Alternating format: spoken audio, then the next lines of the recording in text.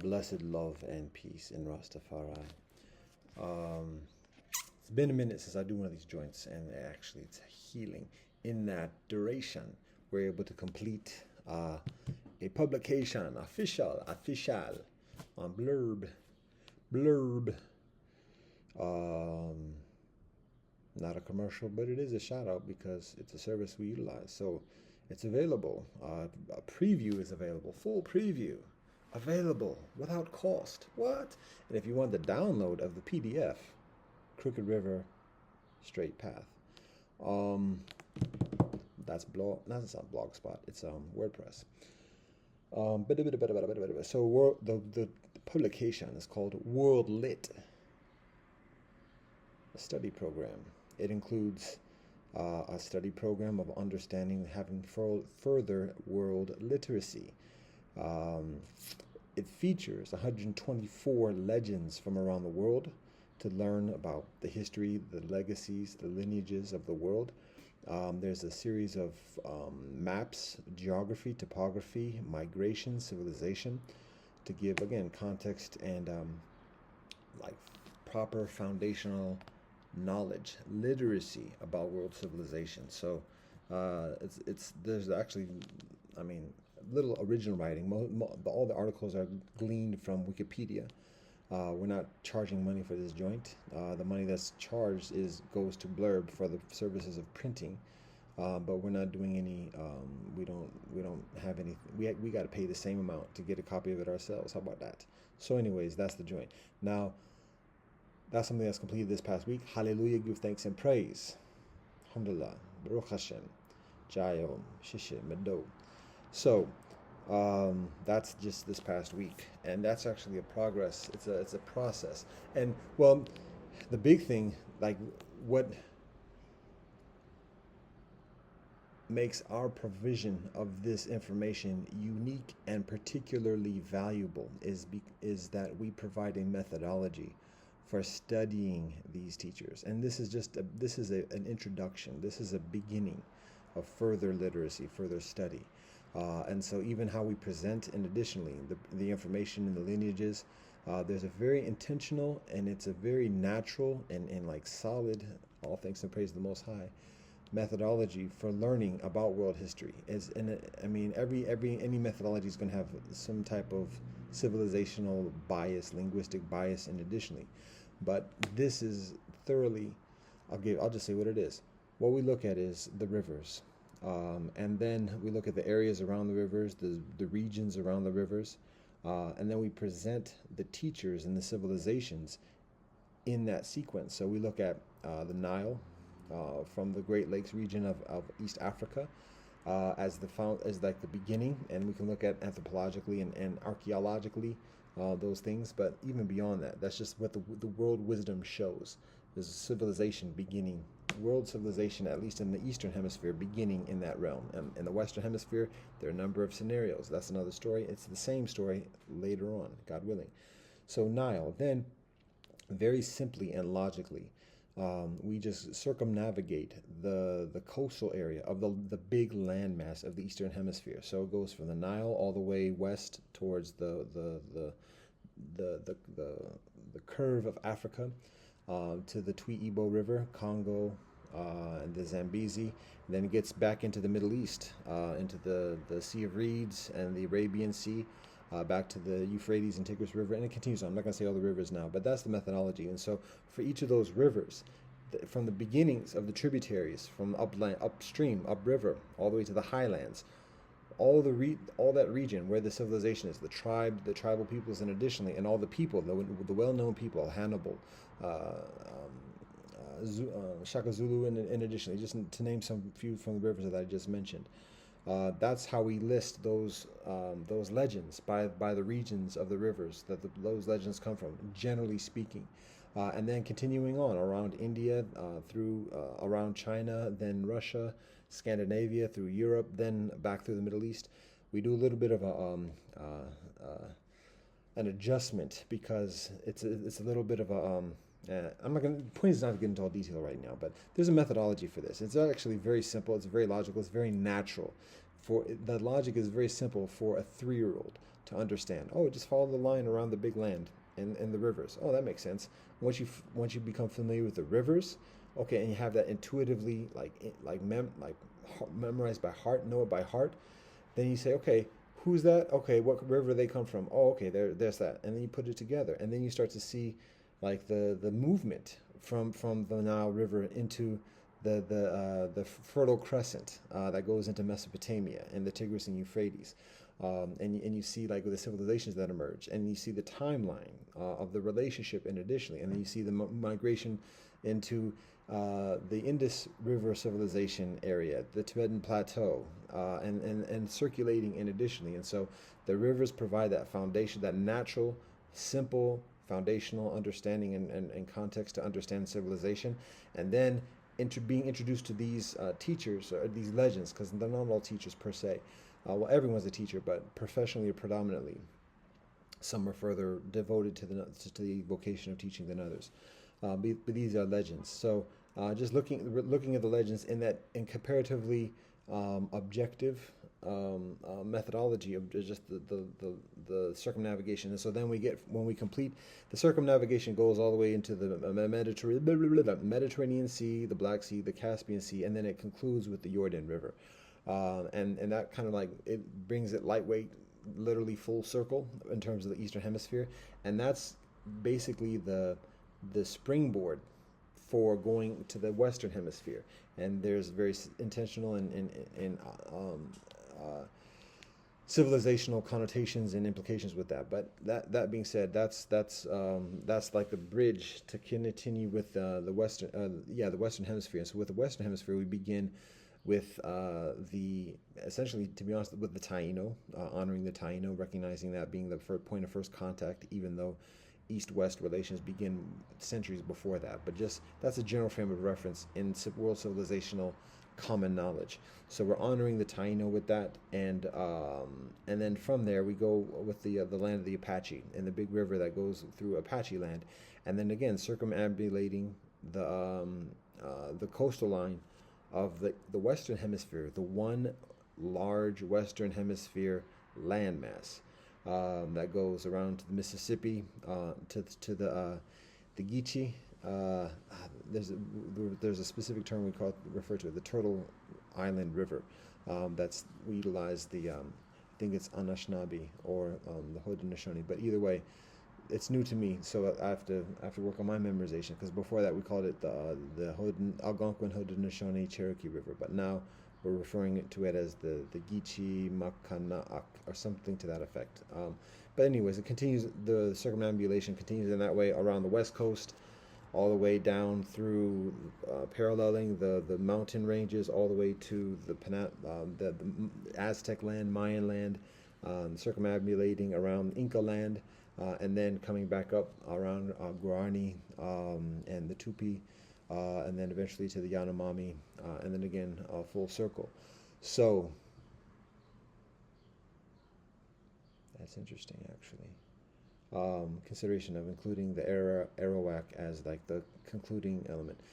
To be honest, like we look at the concluding element being the focus of the big river in the tropical area of the rainforest of the Western Hemisphere, basically as a frame of reference, thinking the big river of the east to the big river of the west, the Nile River we don't refer to it as the book shipping company name.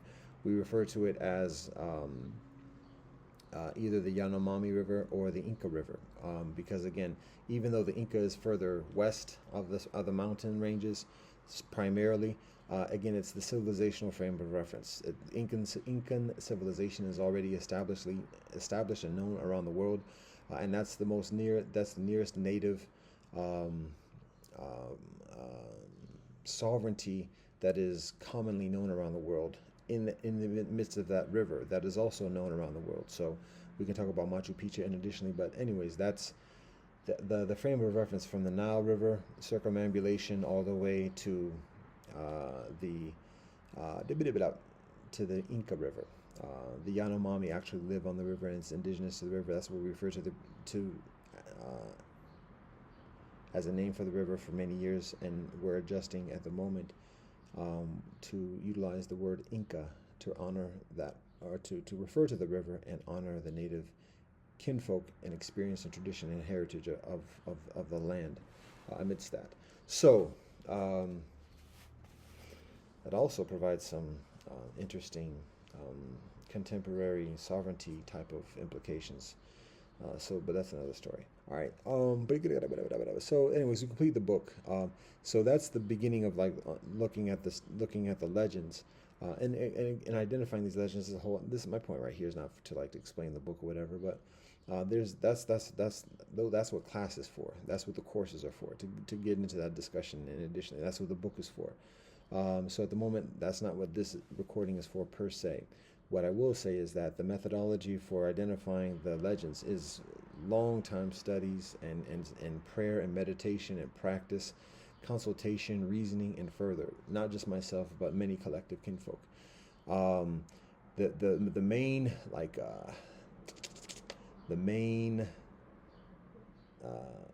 points of consideration or characteristics is we look at just in terms of studying history in general, and then from that identifying legends from the history.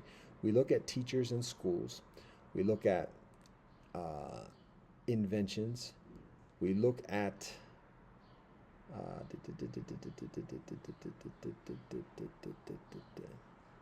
teachers, schools, inventions,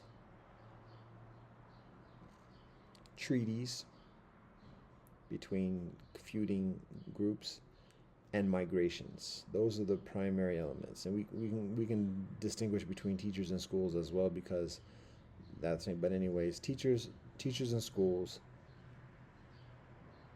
inventions that transform society and life,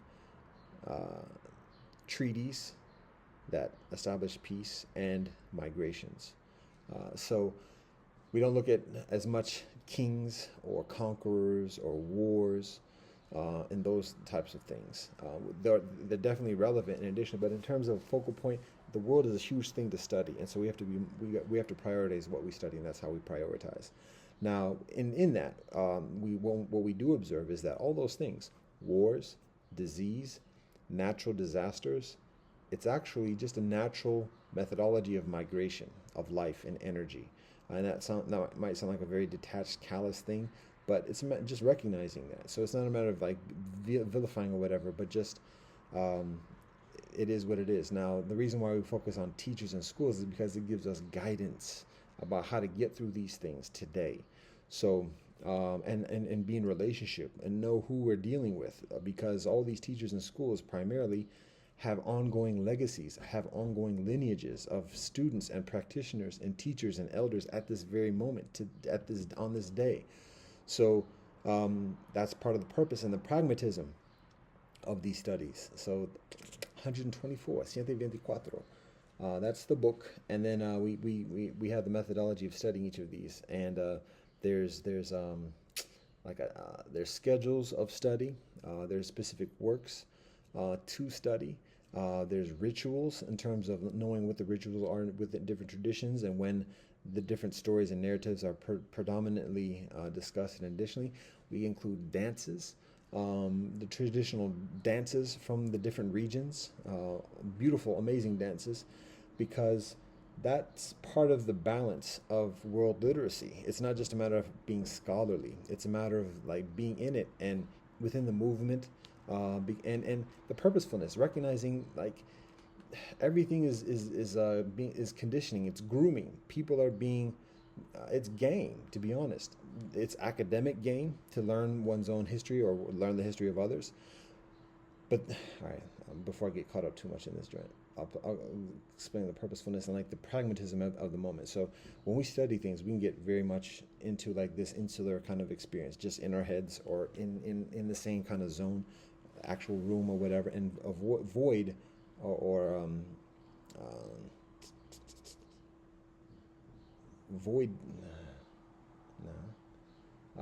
distanced from society, and accordingly, and that is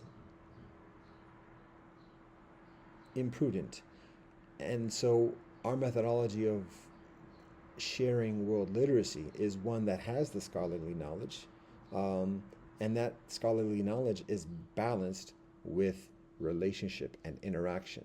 So it includes um, knowledge of language, having some kind of familiarity and literacy with language. It includes a knowledge about the calendars of the different traditions, and knowing the rhythms with the seasons, the relationship with the seasons, the foods that are eaten, the plants that are grown and shared, and also the dances that are done. Because the dances is a very pragmatic thing. Some cultures look at dances as um, salacious or vulgar or otherwise, and there is legitimacy within those concerns. But at the same time, the dances facilitate relationship, marriage arrangements between young brethren and young sistren. So it's a very necessary and pragmatic and purposeful part of culture and world literacy.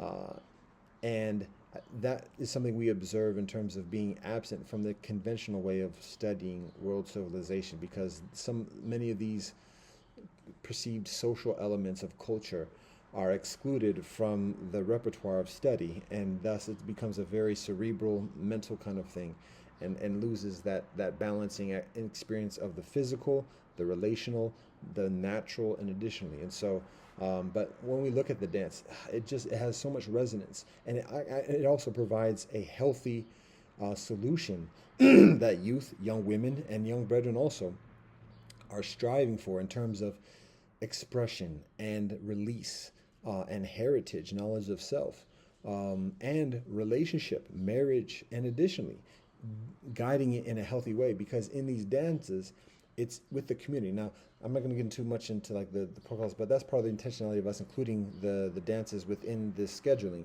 of our studies in addition, because it's important. And the rituals are particular occasions when sharing the dance. There are strict, I mean, I won't say strict, but there are strict, but there are specific protocols in terms of how we share the dance and how we cultivate our dance, our traditional dance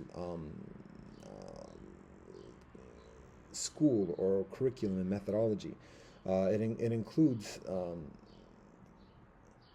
protocols that are optimally protective for young sistren and young brethren. So it's not exploitational. It's not just a covered methodology of pedophilia or whatever else like that, as we see at the moment happening. Not just in terms of dance, but just in terms of culture, of society, online culture, and all the dance trends and everything else like that, and all the things that the predatoriness that exists around that. This is a solution amidst that, recognizing that there is a need for expression and relationship, and there's a need for guidance about how to share that expression and relationship in a healthy way. So, anyways, that's some of what we share at the moment. And again, the point of this was not even to talk about the book this much, as a matter of fact, but there it is. That's the book. It's 480 pages. The first 100 or so are basically the study program outline, and then also the maps. And then in addition to that, the next 300 pages are pretty much the narratives that I mentioned, the biographies, the Wikipedia articles, just the text about each of the Siete Veinticuatro legends. And I'm not going to name the legends at this moment. So that's the book. But the point is that that's one of the things that we work on for a while in recent months, and that influence or affects our ability of doing other things and concentrating on other things. And so now that's completed. We've been able to take a break, not just take a break, but just recuperate. It's been taxing, so we get a further amount of rest. Doing these joints again, it's not the most productive thing, and we're looking on a further effective methodology of just telecommunications comprehensively, internet, mobile phone, and additionally. So that's a work in progress at the moment. And meanwhile, the intention is to, again, further, actually, I'll say on that topic, I was thinking about doing this later, but whatever. The consideration at this moment is for myself personally, basically to be online 1 day a week, Mondays, as is already the occasion, um, and that's it. Not even checking emails or otherwise. And the phone situation is somewhat off because Google Voice is not functioning as it usually does, and so the phone apparatus is unreliable at the moment. So at this point, like I said, we're looking at finding appropriate solution in that respect, a long term solution concerning the telecommunication methodology. So meanwhile, online email messaging once a week. Uh, Not even checking emails or whatever periodically. I don't have a phone, so don't have Wi-Fi here. So just going online once a week, um, and that's it for the rest of the week. I'm working on a project still with Tabare Gokada, Torah Bhagavad Gita, Diganakai Dhammapada Gospels, Quran, and Tao Te Ching. That's been this past year in the works, and we recently find a methodology of doing something that was a little bit of a hang up. So we give thanks for that, and now we're progressing and completing that task or that assignment. And so that's a focal point. And then obviously, again, the homestead, marriage, family, children, securing our living environment amidst the hostilities and aggressions and competitions and predatoriness around us and even within us. Um, so that's an ongoing process. That's an ongoing project. One of the land buildings, in addition, that we look at, that's been vacant and non-activity for years and years. Now it's in play. So we are not of the competitive, predatory. We don't have those. We don't have those skill sets or proclivities. So in terms of like trying to muscle people out or like higher bid or whatever else, that's outside of our repertoire. So if when we look at something and we and then other cats say, oh, they're looking at it, let's get it first, like we're precluded. First of all, we can't get anything. We've let go of ownership. So that's one thing. And anything we do, it's a complicated arrangement of understanding and cooperation. And additionally, it takes time and like negotiation. And additionally, and so when we start talking about someplace, and then people start to value or whatever, or covet that place just because we talk about it and have some intentions with it, because that's how the competition and that's how just the game works. There are also further powers and there are further methodologies that have greater influence, and additionally, and so, anyways, we can't, we're precluded from getting into the that's our spot and muscle out. Once we have a spot, we can protect ourselves and we can protect the spot accordingly. But in terms of acquisition and everything else like that, we can't. We're precluded from doing that. So we have to keep on. We have to keep on our principles and our discipline and priorities. So the homestead is the continuing priority. Marriage for myself continues in that respect. Still working on completing a marriage arrangement amidst all the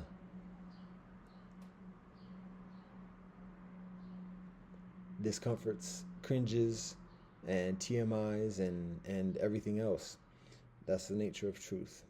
So it ain't easy. It's pretty, but it's not. Could be pretty. Sometimes it's pretty. It's beautiful continually, but it's not easy. So, actually, uh, there are some thoughts that I was thinking about sharing later in this joint. I haven't even started, or I haven't said the thing that I was going to start with. And now we're 20 minutes, 25, 25 minutes into this joint. 24.3, 4, something like that. All right. But now that I'm on this topic of marriage and relationship, and additionally, I'll just share this at the moment, God willing, and then return to the initial thing I was going to think about. That seems decent. All right. So here we go. Marriage and relationship. First, to be honest, like beyond just myself, what we would consider in terms of the experience and the challenge concerning pedophilia in this society, world society at this moment, and human trafficking. And additionally, we've talked about some of the challenges, and additionally, of what's going on, how to identify it, how to address it, how to alleviate it, how to stop it. The difficulties because the people in positions of authority and power, and additionally, are significant practitioners of it as well. So, who to go to, who's trustworthy? Not even in religious traditions, because like the Orthodox within religious traditions actually allow for human trafficking. Islam, Christianity, Judaism specifically and particularly, when it's somebody else outside of the community. Um, I'm personally less knowledgeable about the permissibilities within Buddhism or Hinduism, but there is awareness of the history of the practice, and thus within the history, some type of rationalization accordingly. Um, so my point is that it's difficult to discern who to trust, as like who to depend upon as like the go-to authority of like, okay, at least we can agree on this, and that you'll have anybody's back who's endeavoring to like be for the children. And to be honest, like when we see what the kinfolk in here on the U.S. are doing, it's just another, it's further evidence of how bad things are in the United States, because people who are supposed to be like the nice guys amidst everything else going on, and we already know this whole thing is a pirate ship, and there's essentially no nice people on this continent who are part of the pirate ship. But that said, there's some that are quote unquote nicer than others, and we have to give people the benefit of the doubt, and we have to work accordingly, because that's the pragmatics. We're in it. So that being said, when we see the people, police officers and other kinfolk who are talking about pedophilia, we say, okay, at least we can talk about kinfolk about this. And then they say, okay, this is what we've learned. This is how the game works. This is what we do to shut it down. And we know, like, even the people who are police officers are working with a law that is corrupt, and additionally, but again, we have to find some common ground to build with. So there's that. Now, and we're not giving kinfolk benefit of the doubt, because there's no doubt. So, but we just have to we have to prioritize. Now, so when we see kinfolk who are doing that, we say, okay, at least like these kinfolk seem to be further honest, because they tend to be the further conservative, and not so much the gaslight kind of kinfolk, but like the plain spoken, don't mess with too many people who are different from ourselves, but we focus on the children type of thing. So, okay, we can find some common ground. However, when we hear the words, the terms, and the names that some of these organizations are utilizing as a way of just self-identifying and describing their activity, we're hearing Operation Underground Railroad, and there's another one,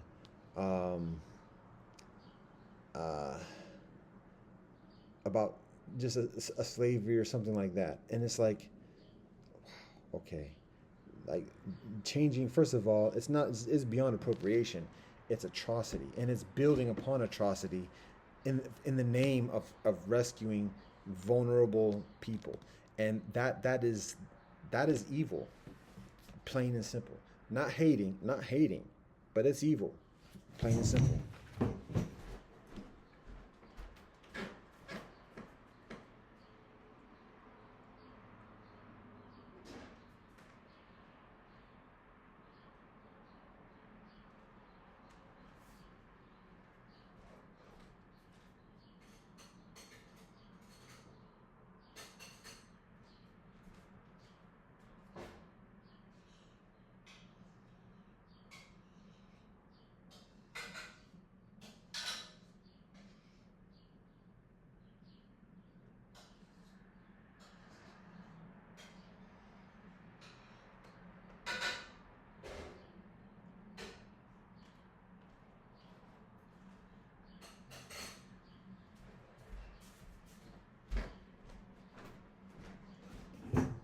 So when we see kinfolk who are doing this work, and we want to like connect with kinfolk who are doing this work, but when we see that mentality of how kinfolk are identifying, and it's not by accident.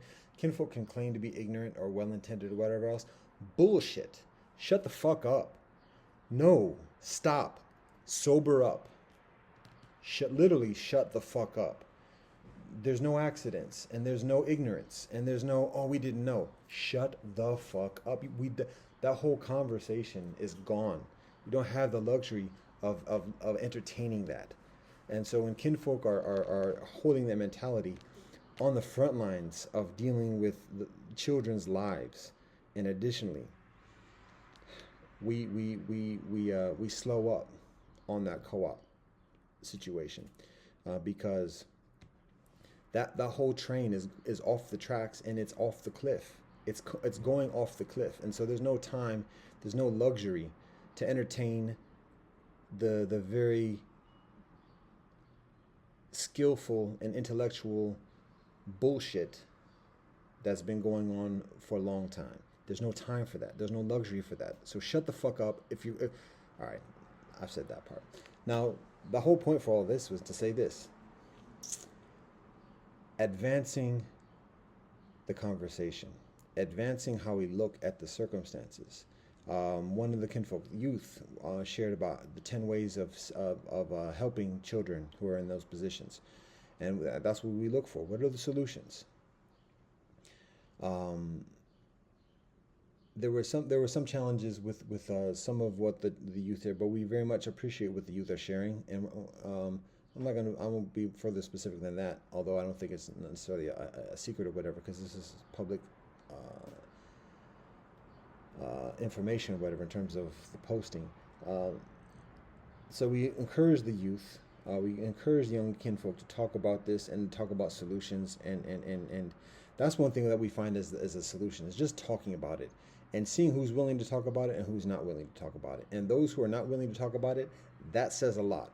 And for those who are willing to talk about it, not to vilify people. I say it's evil, and it is. But even then, not to demonize the evilness, not to demonize it.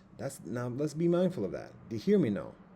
We can call something evil because that's what it is. But do not demonize the evil.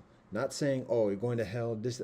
That's comparatively inconsequential, because that does nothing for the people who are doing it at that moment. That's not going to do nothing. They don't give a fuck what you say. So the rhetoric is unproductive. That's only for making oneself feel better about one's involvement in what's actually going on. That's what that actually is, essentially. So recognize something is evil, but not to demonize it.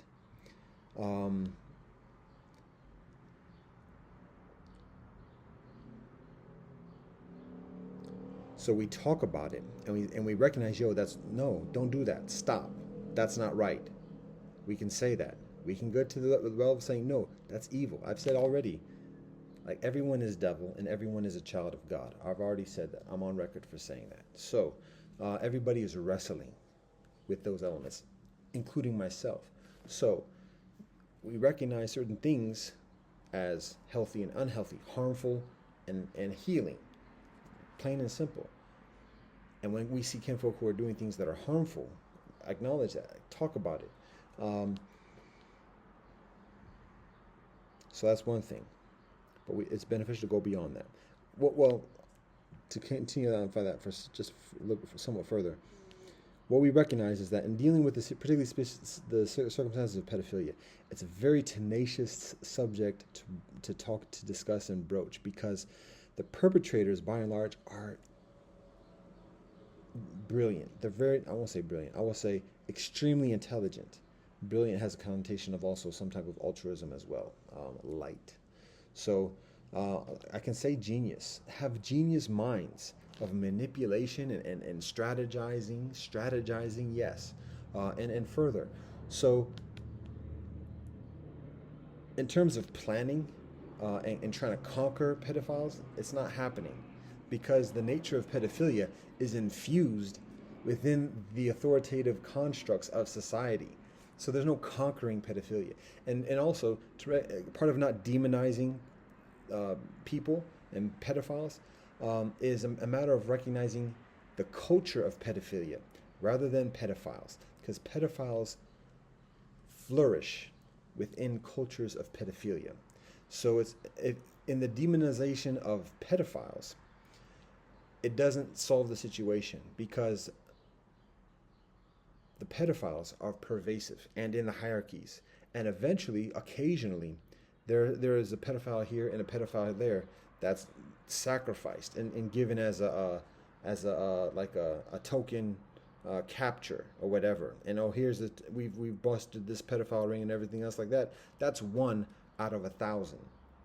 And so now the public says, oh, at least we're doing this. But then the 999 continue going on. So, and meanwhile, people say, we never knew. We had no idea. The parents say, we never knew. We had no idea. Shut the fuck up. That's bullshit.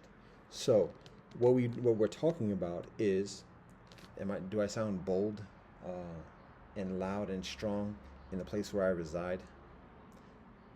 Anyway, I can say this on the street. Where do I need to say this to sound like authentic? And I may quell it down because I'm not trying to be mindful, but I do get a little bit excited and agitated when dealing. Perhaps my patience is what it is. So, and when I'm in the presence of the physical presence, which is mindful of others, I'm further mindful of retaining my patience. So, that's appropriate to recognize as I'm doing this and that's viewed by others. So. It's not necessarily being fake, and it's not a matter of like giving a lion's roar within my own domain. So if kinfolk, I've said it years ago and continue. Anybody who wants to call me out directly on the street, respectfully, and say, "Yo, you talk a big game, this that, and the other, but we don't want to hear you this way." Shout out, holler, holla, because whatever I say here is truth to the best of my ability. And can be said anywhere. The emotiveness of it might be different because my point is not to put down people and not to belittle or denounce people. So all that being said, when people say they don't know, again, I will say, shut the fuck up. And that's bullshit.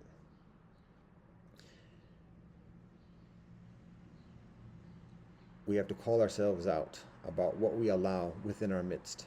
And that's what we're talking about in terms of pedophilia culture. To recognize that there are cultures of society. There's culture within society. There's behaviors and norms, and that society accepts that is hurtful, that's corrupt, and that's salacious and predatory. But at the same time, society accepts as a norm and teaches it, not either directly or indirectly, that acceptance to the children. And it's within that culture that pedophiles like, oh, yeah, baby. And I have to be careful of that terminology, even though I got called babed 3 times in the past week. That's the concern. And that's something that we can call out on ourselves and be further stringent about. The pedophilia culture. So what I'm talking about?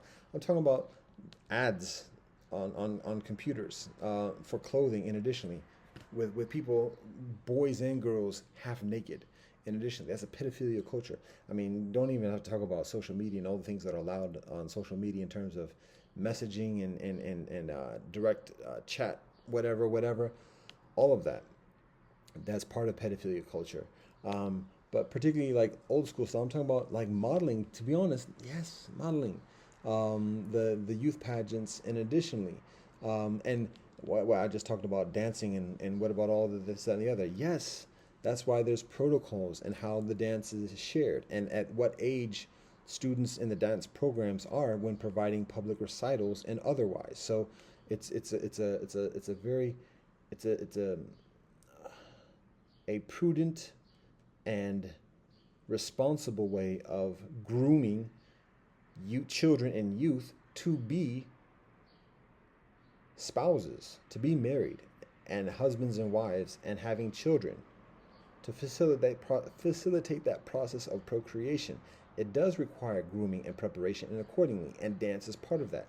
But it's doing it in a very prudent and responsible way. So that part of the responsibility of those who teach the dance, and additionally, is not just a matter of teaching the dance, but knowing that when the children go through that process and reach the later stages of adolescence and puberty, and additionally, that the dance school is saying, okay, part of our responsibility as a dance school is matching that person with that young woman with a husband, matching that young brethren with a wife, and accordingly. It's not just a matter of graduating, having a diploma and a credential to put on a CV. It's a relationship. It's a marriage. That's the work product from those years of training, and additionally, and it's the responsibility that the dance school and otherwise takes on when exposing the children, because when girls perform on stage, there's an energy, that fertility that the girls share from the young age through adolescence, and additionally, which is, well, and that's something that the young sistren give of self, particularly when going through the process of puberty and menstruation, and additionally, when a young woman reveals her beauty, whether it's dancing or otherwise. That's like spending money. That's like her spending money. So when she graduates at the end of a ballet school or whatever, and then that's it, she has a credential, and otherwise, that's very little to show for what she's invested in that process, what she's contributed in that process. When she has a relationship, a marriage, then there's security. There's someone who's providing for her. And additionally, there's stability for her ongoing through the rest of life. So that's part of the responsibility that we see dance schools, and any school actually, to be honest, has in having their students, because that's part of what students share and invest and give of self when participating in a school. When even just when sisters are sitting in the classroom day in and day out, and sharing company with a boy, and that's in the co-ed situation, and similarly with boys. So the schools have responsibility for being marriage matchmakers, and that's something we call schools out on. All schools, all my schools that I graduate from and further. So anyways, that's part of the solution, is talking about pedophilia, one. Two, talking about pedophilia culture and recognizing how pervasive it is. Posters, just women walking around, and it being referred to as personal liberty and people's individual rights. But recognizing that sexual abuse, to show, back in the day, at least to my knowledge, showing a boy pornography was against the law. It's an illegal act. It's called corrupting a minor. It's a matter of introducing a child prematurely to the experience of sex, because it has a significant effect on the child, and the child becomes much further manipulatable, particularly boys, when exposed to that type of sexuality. So that's pornography. Now, it's not much of a differentiation between pornography and how many women are presenting in the public realm, in terms of exposure of all different types of body parts. And so that's still corrupting minors. But it's not just corrupting the children, but it's corrupting men as well. And women can say, oh, men should be able to deal with it, whatever else like that. But that's like saying women should be able to deal with catcalls, because what harm is it? He's just talking. He's expressing himself. Freedom of speech. We know better than that. It's bullshit. Shut the fuck up. Is that not right? Same thing with women dressing half naked. It's my right of expression, whatever. Bullshit. Shut the fuck up. It has a harmful effect on others. Just recognize that. So that's facts. That's honesty, and that's sexual abuse.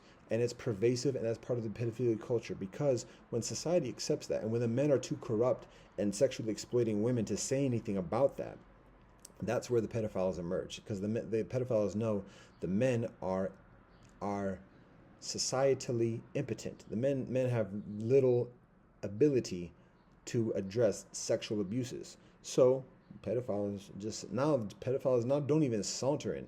Pedophiles are at this moment setting up shop in brothels in open daylight, with just a slim veil of pretense. But the rainbow flags are the part of the advertisements. So, and it's happening right in front of people's faces. That's pedophile culture. Even LGBTQ kinfolk are calling that out. So, that's something we can do. talk about pedophilia, just plain factually, not even, again, not demonizing. I don't know if I sound demonizing right now, but to my knowledge, I'm basically speaking facts. And then talk about pedophilia culture, and what heterosexuals and adults and married people are doing, householders are doing, that's contributing to a pedophilia culture. Having artistic displays of nudity, and additionally, and calling that art. In Oberlin, here in the University Circle, and additionally, that's pedophilia culture. The Supreme Court saying, "I know pornography when I see it," when trying to justify like the statue of David, and additionally, that's pornography. That David is pornography. That's pedophilia culture. Plain and simple. Is that blasphemy? Shut the fuck up. Sober up. And the denial of that is evidence of one's own sexual corruption. And the fact of it is that the vast majority of society has been sexually abused. When I continue listening to the testimonials of victims, child victims of pedophilia, from parents, from other adults going to nudist camps, and being trafficked between friends of the family, boyfriends, and this, that, and the other. When I'm hearing those testimonies, and when I'm hearing what the women particularly are saying, as growing through, being from children at age 3 and 5 years old, and then becoming elementary school, middle school, high school, and when I hear what they talk about in terms of their life, and additionally, it actually sounds like the standard, the surface of it sounds like a very standard experience within postmodern society, in terms of promiscuity at an early age, and getting into the labeling, and the devaluation, everything else like that. It sounds very recognizable to a vast many of the kinfolk of this society, which shows that, again, the kinfolk who don't talk about it are often the ones who are further enveloped and hurt and leveraged by it. So, that's facts. And when we recognize that, we recognize how pervasive sexual abuse is, throughout all of society.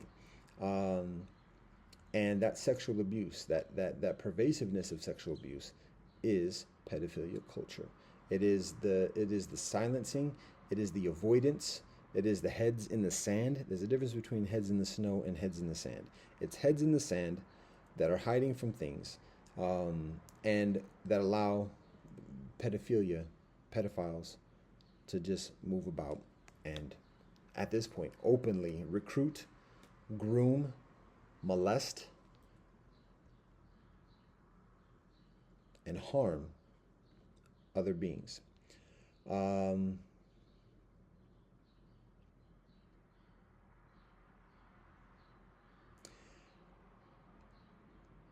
It's also appropriate to recognize that people have the heads in the sand for other reasons: violence,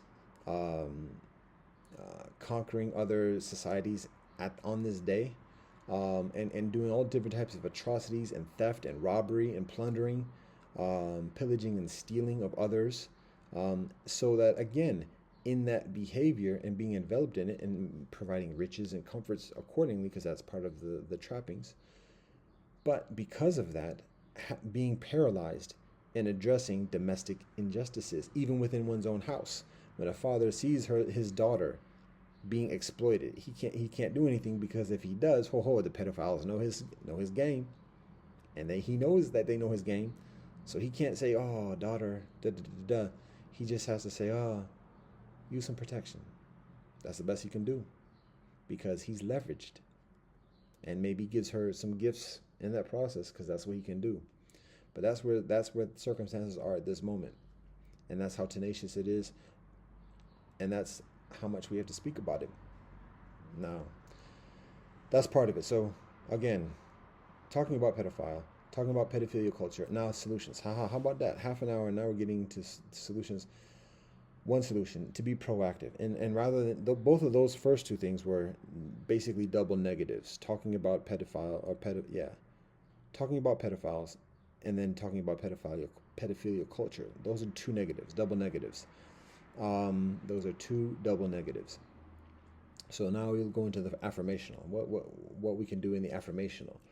I mean, the standard joint's about like being further and uh, proactively attentive to the children within our families, to the children within our communities, and further.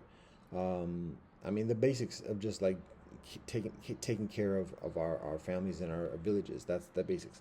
But in terms of like in modern or postmodern society and where we are at this moment, here's a very simple thing to do affirmationally. Um, it may be a big step. It may be like maybe very uncomfortable for many people, particularly given what the social climate is in recent generations. But it's very simple, very plain and simple, and it's this: simply talk about virginity. That's it. Rather than like some kind of utopian deification of virginity, it's simply just talking about virginity, and not just in general like, oh yeah, it's beneficial to be a virgin, but like talk about virginity. Talk about life, what one's life is when one has that experience of not being a virgin. Talk about what one's life's experience is before being a virgin, and like what one appreciates about that, that is different after being a virgin, particularly when not being married and otherwise. So, but just talk about virginity, and amidst that, a few things about that. One, how to understand virginity, understand what virginity is, like the essence, the metaphysical, spiritual essence of virginity, and how significant and holy it is. Yes, it is holy. We don't deify it, but it is sacred and holy. It's extremely powerful, both within men and within women. So it's a matter of talking about that, just talking, understanding what virginity is. And that's an eternal conversation, but understanding what virginity is. Second is recognizing what virginity is within others, around us. Um, like how to, and this helps particularly men decipher the pretenses and facades that men easily fall for in terms of a pretty looking woman. Oh, she looks nice. She looks innocent. She even looks virginal. But that's just because he's looking at the facade, and it's a very well manicured facade. Meanwhile, what her behavior is actually something very different. And I'm not saying every pretty woman is such and such, but it's just a matter of being able to understand that how to recognize virginity is a matter of recognizing there is a reservedness, there is even a shyness and a coyness, and there's a behavior that is part of what virginity is, particularly within a woman, but also within a boy, within a man as well. So it's a matter of understanding what virginity is, recognizing what virginity is, and then protecting virginity. How do we protect virginity? How do we project? How do we protect virginity as men, fathers, husbands, fathers and husbands, and for women and wives and moors as well? How do we protect virginity as families? How do we protect virginity as clans and tribes and villages and society, nations? Protecting virginity. How do we do that? And then the fourth one is, how do we do that particularly optimally, and practically and immediately? The fourth one is, how do we serve virginity? How do we nurture and encourage and provide for virginity? And support virginity in being virginity. And without, like, again, putting it on blast and gaslighting it and everything else, being subtle and low key, whatever. But how do we support culturally? Not even, yes, in our individual relationships, as I just mentioned, some of those we can look at Wu Lun, parent and child, husband and wife. I should do it this way: husband and wife, parent and child, elder sibling, younger sibling, teacher and student, friend and friend. In each of those relationships, how do we understand, recognize, protect, and serve virginity within each of those relationships? Because that proper, like, how do we respect and encourage that within each other? Virginity. And then the fifth one, and this is a significant one: how do we prepare virginity? How do we prepare virginity with a knowledge about the world, with the knowledge of relationship and marriage and the roles of husband and wife, the roles of fars and moors, um, and to actually eventually have sex and to be a parent, to be married, to have sex, to procreate and have children and to bear children and raise children. So, how do we optimally, prudently, immediately prepare virginity, virgins, to be married? So, that's some of the proactive conversation amongst all our cultures, all our traditions, Islam, Christian, Judaism, the tradition of Israel, Buddhist, Hindu, Tao, Native, and further. What are the teachings, what are the guidance in each of those respects about how to understand, recognize, protect, serve, and teach, prepare virginity? It's the difference between teaching and prepare. So it's important to recognize and prepare. So that's part of the consideration and the guidance. And part of the solution, proactive. Uh, One other thing along those lines as well is establishing a protocol, a, um, a norm of marriage assessments. Marriage assessment. So by that I mean, for example, uh, this is actually probably the primary like stage at every stage, at each stage where a student completes a formal process of graduation, let's say like at prep high school level, so just received the high school diploma. From there, rather than enlisting or otherwise, that's a whole other thing. My point is not to get into that. But in a similar way, whether it's a public service, whether it's a private service, whether it's a school administrative service or otherwise, there is a formal marriage assessment service where the student completes a questionnaire, a survey of saying like life. What do you see as life purpose? Um, what do you see as in general, and then what do you see as your life purpose specifically? Um, what do you consider to be the purpose of marriage? And what do you see as the role of the husband and the role of the wife in marriage? And what do you have an interest in marriage at all in life? And uh, I mean, questions along those lines. Like, it gets further meaningful. It might be heavy questions, but that's basically it's very relevant, particularly at that age, 18 years old. Exactly, yes. 17 years old, exactly, yes.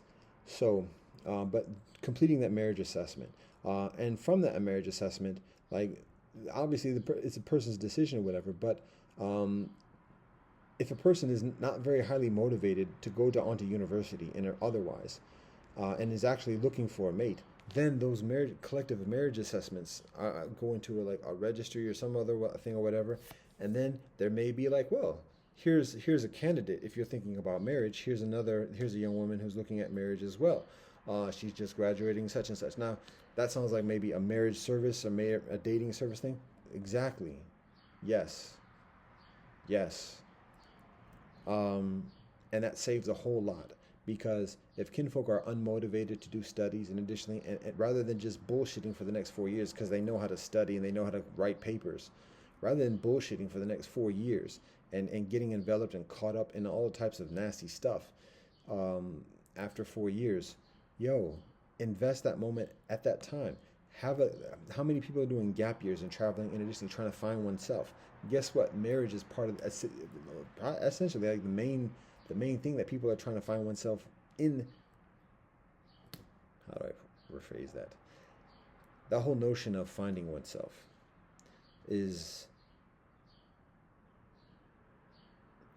I could say marriage is a significant part of finding oneself, but actually marriage is beyond that, because it's going into like the question of life. What's the purpose of life, and what's my specific purpose in this life? And additionally, and so the overall guidance, the overwhelming guidance around the world, amidst all the world cultures, is that part of the purpose of life is procreation, marriage, and having children. And so when people are going on all these trips around the world, and additionally, that's legitimate and that's beautiful. But at the same time, it's a very individualistic thing. And in doing that, people become further isolated from the experience of community and relationship and become further enveloped in one's own kind of ideas and confluence of influences, meaning that all those stories and things that people got an individual learned up to that point that's very unique to that person, that propels that individual towards those travels and where they want to see of the world, it becomes further and further individualistic and isolating. And occasionally that we see people of similar voyages and travels additionally, but again, it's like crisscrossing very often. Sometimes people connect and then they find their marriage thing, but that's exactly what we're talking about. So it's simply a matter of, the point is that when people are doing that gap year and the travel and additionally, it's beneficial for people also to complete a marriage assessment before doing that, so that people have in their mind frame further about where this is going and what this is about. So marriage assessment at each stage of completion of a formal completion of schooling. So again, prep high school, at the completion of university, part of getting the university diploma, the BA, the BS, and what else they do, ABs and something or others. At the completion of that, saying, okay, marriage assessment. Even if a person's got a full-time job, they got a job lined up, whatever, fine. If they're going out to graduate, fine. If they're going to volunteer for whatever, Peace Corps, whatever, fine. If they're going to do a gap year at that point and travel at that point, fine.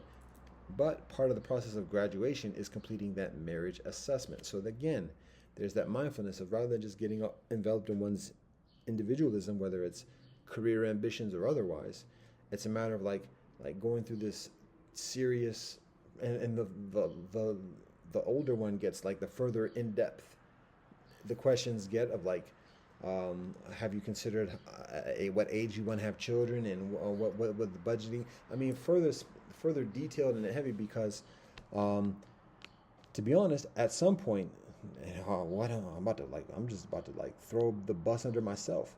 But at some point, to be honest, this is facts. An unmarried adult is an increasing liability on society. Plain and simple. Facts. Now, an unmarried adult may be an ascetic, a celibate, and provide guidance in that respect. And so there's a benefit. There's a redeeming element of that accordingly. But otherwise, an unmarried adult is an increasing liability. Not all a liability, not all a detriment, but is an increasing liability for a number of reasons.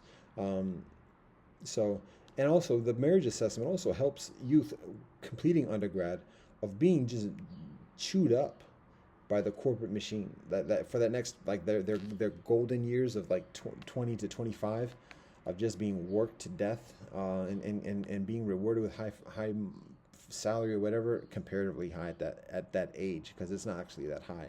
But when somebody goes from making zero a year to making six figures a year, they think, oh, we doing things. Yeah, it's for 2 or 3 years, while your youth is being used up, while the energy in your relationships and the charisma that you have is being used up, chewed up by the corporations who are applying it to continue to grab and kill.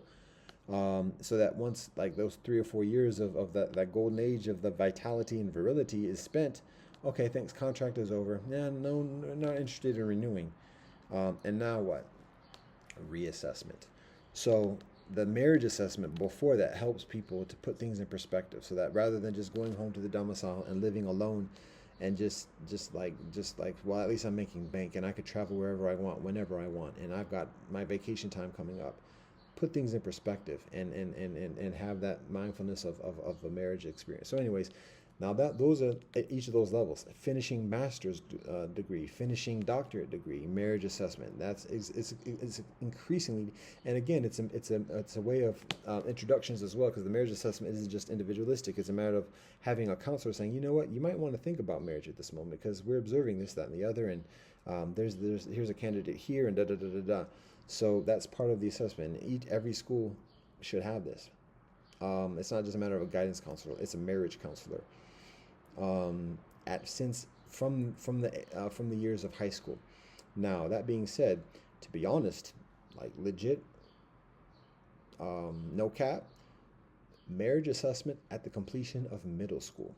Um, and before even entering high school, what are you talking about? Yes, not to the same degree as I've just described for those other situations, but recognizing how much kinfolk are sexually abused in middle school, girls and boys, and do not have even a mind frame to study in high school. And that's not derogatory. That's not a condescending. That's based on testimony. That's facts. Kinfolk don't have the mind not just to do the studies, but to be in that social environment of being ridiculed, and additionally don't have the defenses of dealing with that. Marriage is actually a favorable. What are you talking about? 14 years old? Yo, what are you talking about? Serious. Now, again, it's a matter of doing it in a responsible and prudent way, but recognizing that when a girl has already gone through a pedophile ring, and has already had sex with over 100 men by the age of 13, it actually is in many ways favorable for her to be married with a responsible man who takes care of her, and she doesn't have to deal with, is the bullshit in high school and all the ridicule and everything on the devaluation, not just from the students, but from the teachers and administration and everybody else. You already know that. Let's be honest. So, what, 14 years old? Now, again, parents' involvement, and additionally, as much as is appropriate, but when it's the parents who are doing it, again, putting her in foster care and letting her be, like, exposing her to the corruption of foster care for the next few years till she becomes an adult, and then being exposed to the corruption as just because she's an adult at that stage.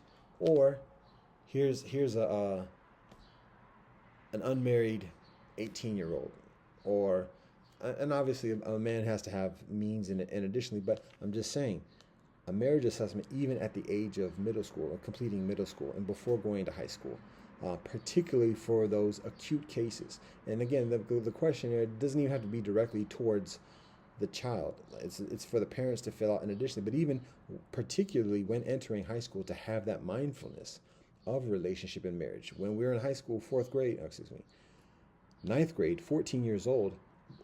Actually, I think it was actually, maybe some did it some did it in ninth grade at 14 years old, so maybe some did it at 10th grade at 15 years old. But we have to carry around the flower babies. I don't even know if kinfolk do it at this point, but we had to simulate being in a situation. I don't even think it was a married. I think it was pairing off with male student, female student. But I don't even know if it was a situation of actually being married, because I never did that myself, actually, to be honest. Which I found interesting. I was very trepidatious about doing it. And I was like, oh, when is it going to think? It never happened. But I know it was a thing in high school where for certain health classes, kinfolk, a boy and a girl, would have to walk around with a flower baby on a daily basis. And if they were found without the flower baby, oh, where's your baby? Oh, you're not taking care of your baby. And then the teacher would review it or whatever else like that. But again, that's not very different from talking about a marriage assessment test, or not a test, but a survey. And particularly at that age, being primarily completed by a parent or by parents, for mindfulness. Because again, recognizing part of the responsibility of the school isn't just conferring a diploma, isn't just conferring education, it's conferring marriage and relationships. So we're already an hour into this joint, and I have yet to even get to what I was about to start with. So that being said, those are some of the solutions, some of the proactive, affirmative, affirmational activities. The sparrows are like, yo, we smell the rice. What's going on, Peter? It's been a day. It's past midday now. What's going on, Peter? Where's the food at? It's on the stove. So I'm being solicited to wrap this up. We still got some things to say though. What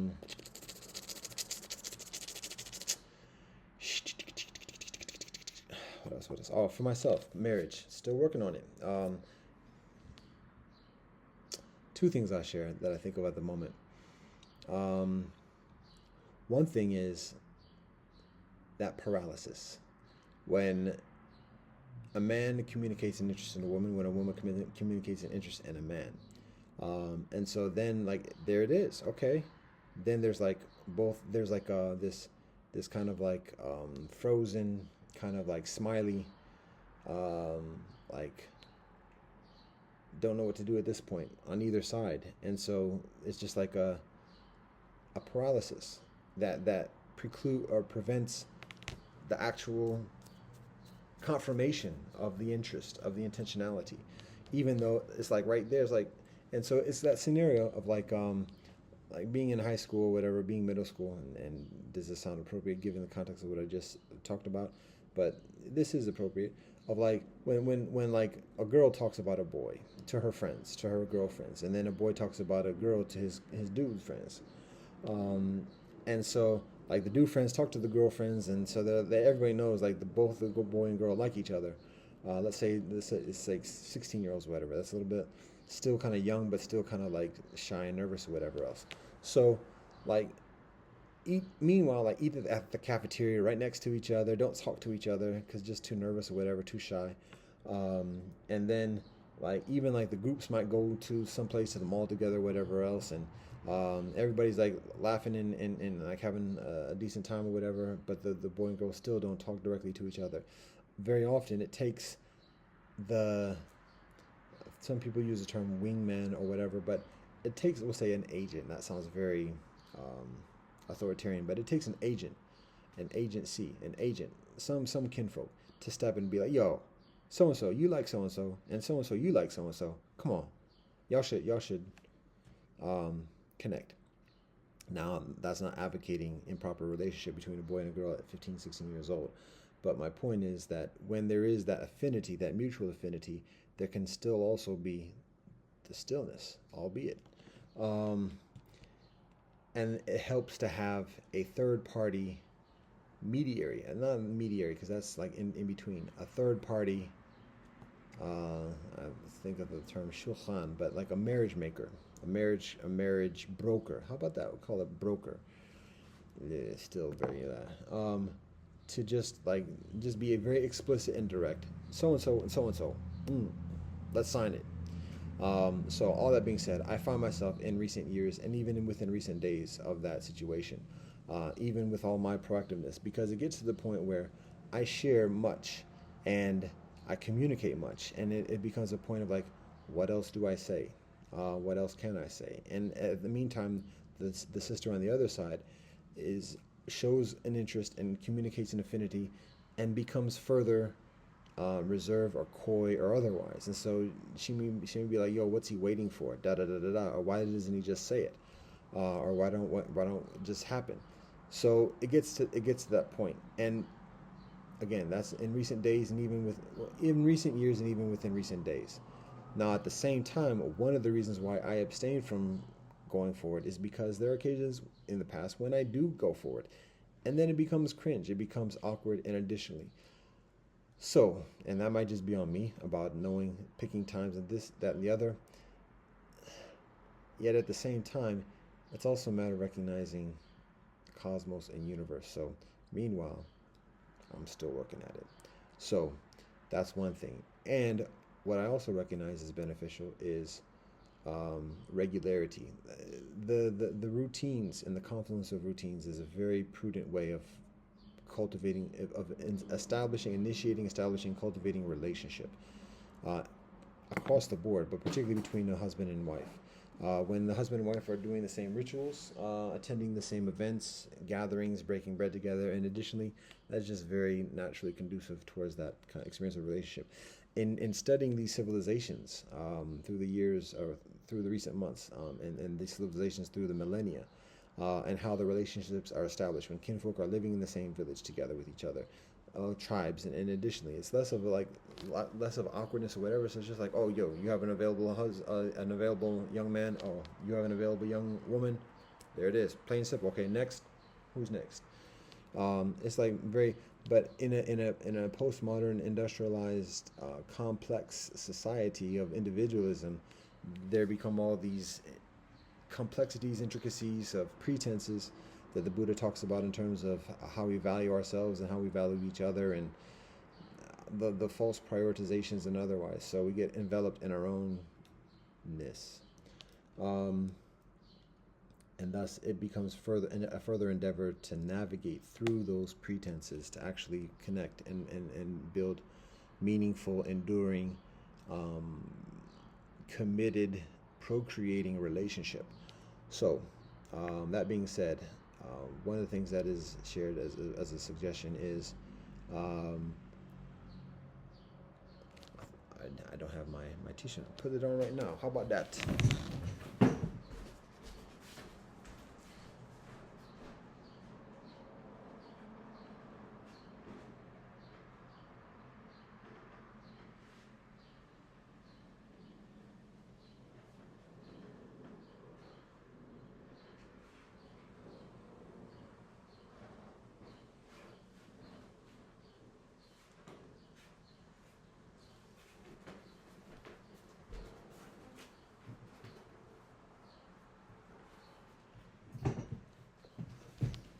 So I wear this whenever I'm outside the domicile, and it recently is suggested that I wear this inside the domicile so that the mindfulness and the solicitation is not just towards others, but also a reminder and mindfulness towards myself, even when I'm dolo mode. So it's another layer, but there it is. So one of the suggestions is, on a regular basis, just being in a space and inviting conversation on marriage and making that explicit, like even having a sign just saying marriage convo only or something like that. And the consideration is actually doing it at an hour that's not a prime traffic hour. That's not bad. That's not the best word to use. Not the prime social hour. Like, for example, like 9 a.m., like early in the day, so that it's that type of mindfulness. And doing it in the weekday, like a Wednesday, and most likely here in the village, and just posting up and just saying, here, this is here. I'm here for an hour or whatever. Marriage convo only. A woman can sit and talk, and doesn't have to be exact proposal of marriage per se, but convo about it, and then we'll say okay, and that being a regularity, so that there's a further amount of trust and comfort, and reliability in this experience for myself, but also for others as well. So that's one of the things that is considered and shared recently. So that's what we share on that side. Now, the thing I was actually going to open up with in this joint, after an hour into this, we started out with 8 gigs. Where we at? Where we at? Where we at? We're at 5, 5. All right, we're gonna have to do some adjustments now. So.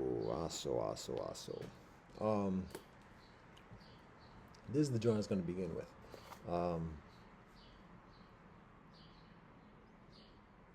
That's paint from a project like 10 years ago, and I gotta work on the whatever. What I was gonna open up was this. Changing the subject, changing topic, change up.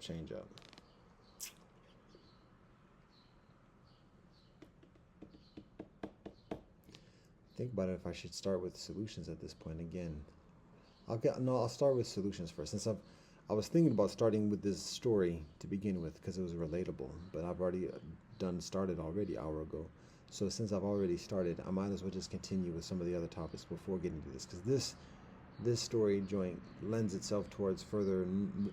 I was going to give the purpose of saying, like, I'll start with this story because it's perceived as further relatable to the audience of the interweb, but at the same time, it's not the most productive. It's not the most constructive convo at the moment. It's relevant and it's purposeful. But it's not the most priority, and it's not the most constructive. So, but it's the most relatable, and because it's the most relatable, then guiding that attention towards the other topics. But we're already into the other topics, so I'll just continue with the other topics at the moment, and then share the relatable joint, God willing, eventually here. So further on to the solutions, I'm solicited about the general topic of village and the campus and additionally, and so that's still our work. To be honest, um, it's difficult to it's difficult. Well,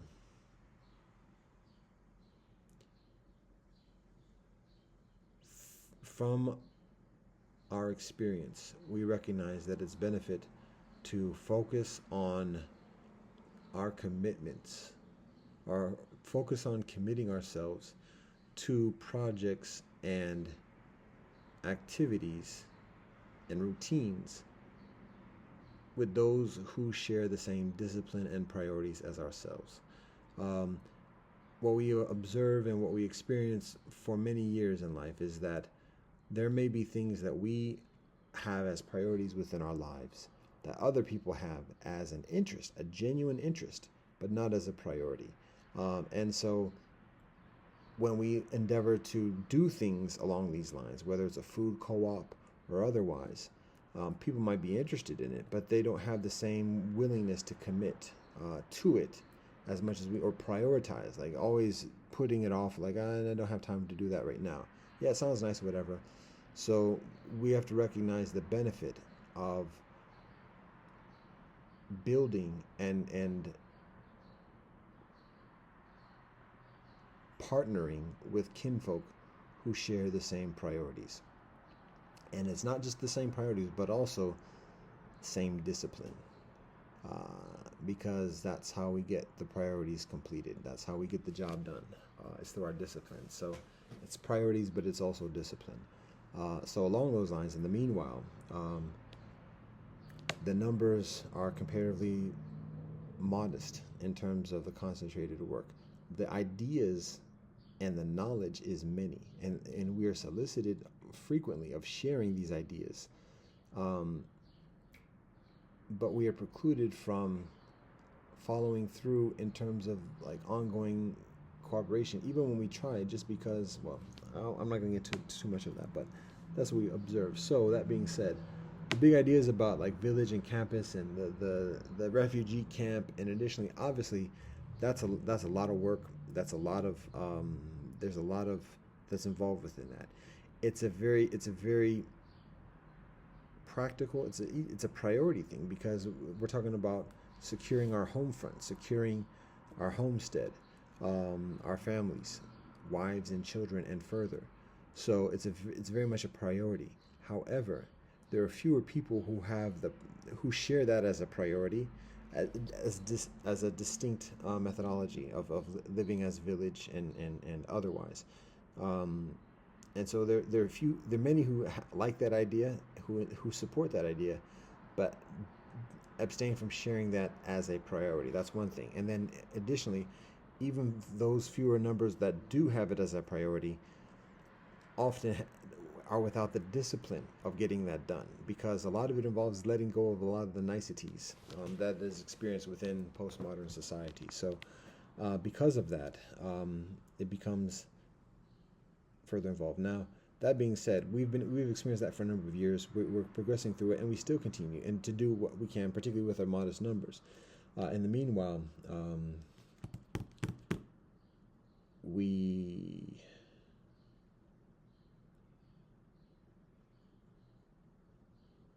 we build where we're at, and